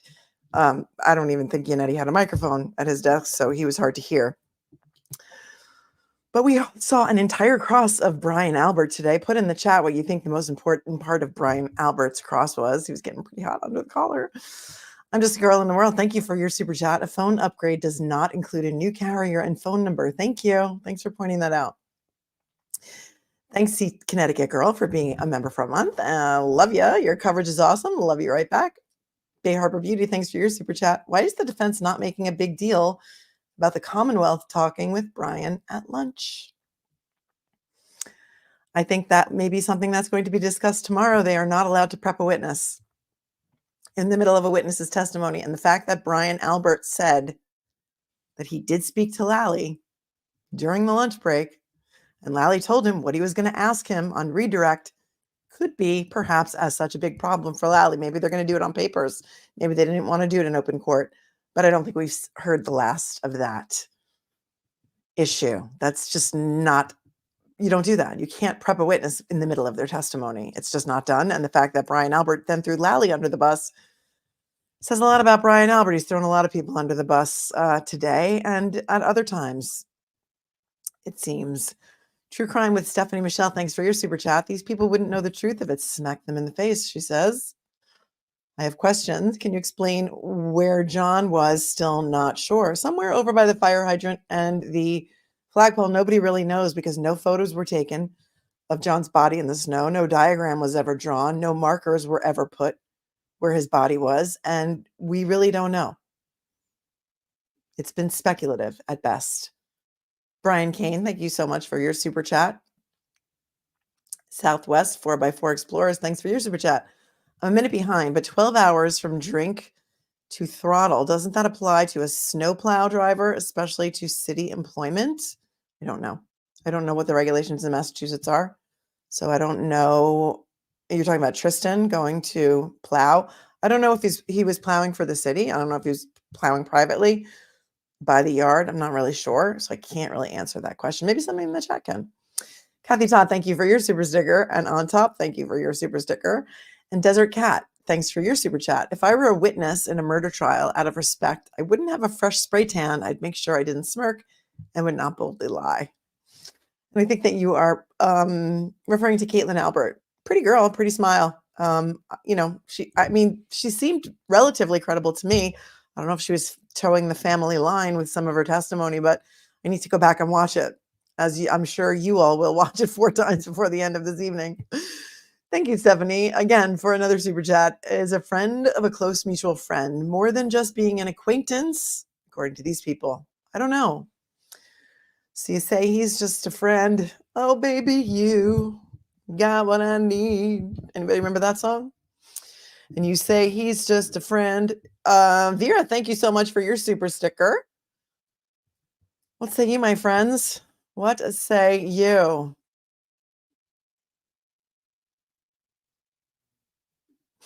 Can anyone point me in the direction of anyone who has a whole list of the names of everyone involved? I'm struggling to keep track of who everyone is. Go to Brandy Churchwell on YouTube, 13th Juror Podcast. She's got on her website. You can find her website from her YouTube channel. She's got an entire section on her website with diagrams and charts and family trees. That is Biz Marquee. That is right, Susan Lopez.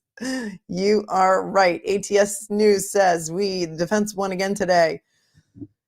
Nico 2020 says, remember, there's not one Boston police officer at pretrial or trial, and the Boston police believe Karen is being framed, confirmed by 3 Boston police officers. Spirit Healing, thanks for your super chat. Is that lady in jail? I love you. Which lady? Which lady are we talking about? Lisa Marie, thank you so much. Blessed Mom from Texas for the Cash App. Thank you so very much. And what do you think the best part of the day was, my friends? It was a lot. There was a lot. The entire cross of Brian Albert. We saw direct and cross of Brian Albert Jr., who was very, very nervous. He had a lot of anxiety. And we saw Caitlyn Albert, and they're still crossing Caitlyn Albert. So Caitlyn Albert will come back tomorrow.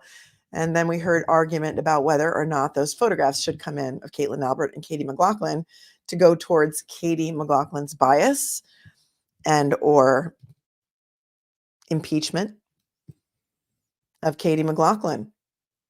And that, my friends, is where I left off. And Sherry says, I'm exhausted with this trial. End of day 10 and no idea what happened to John.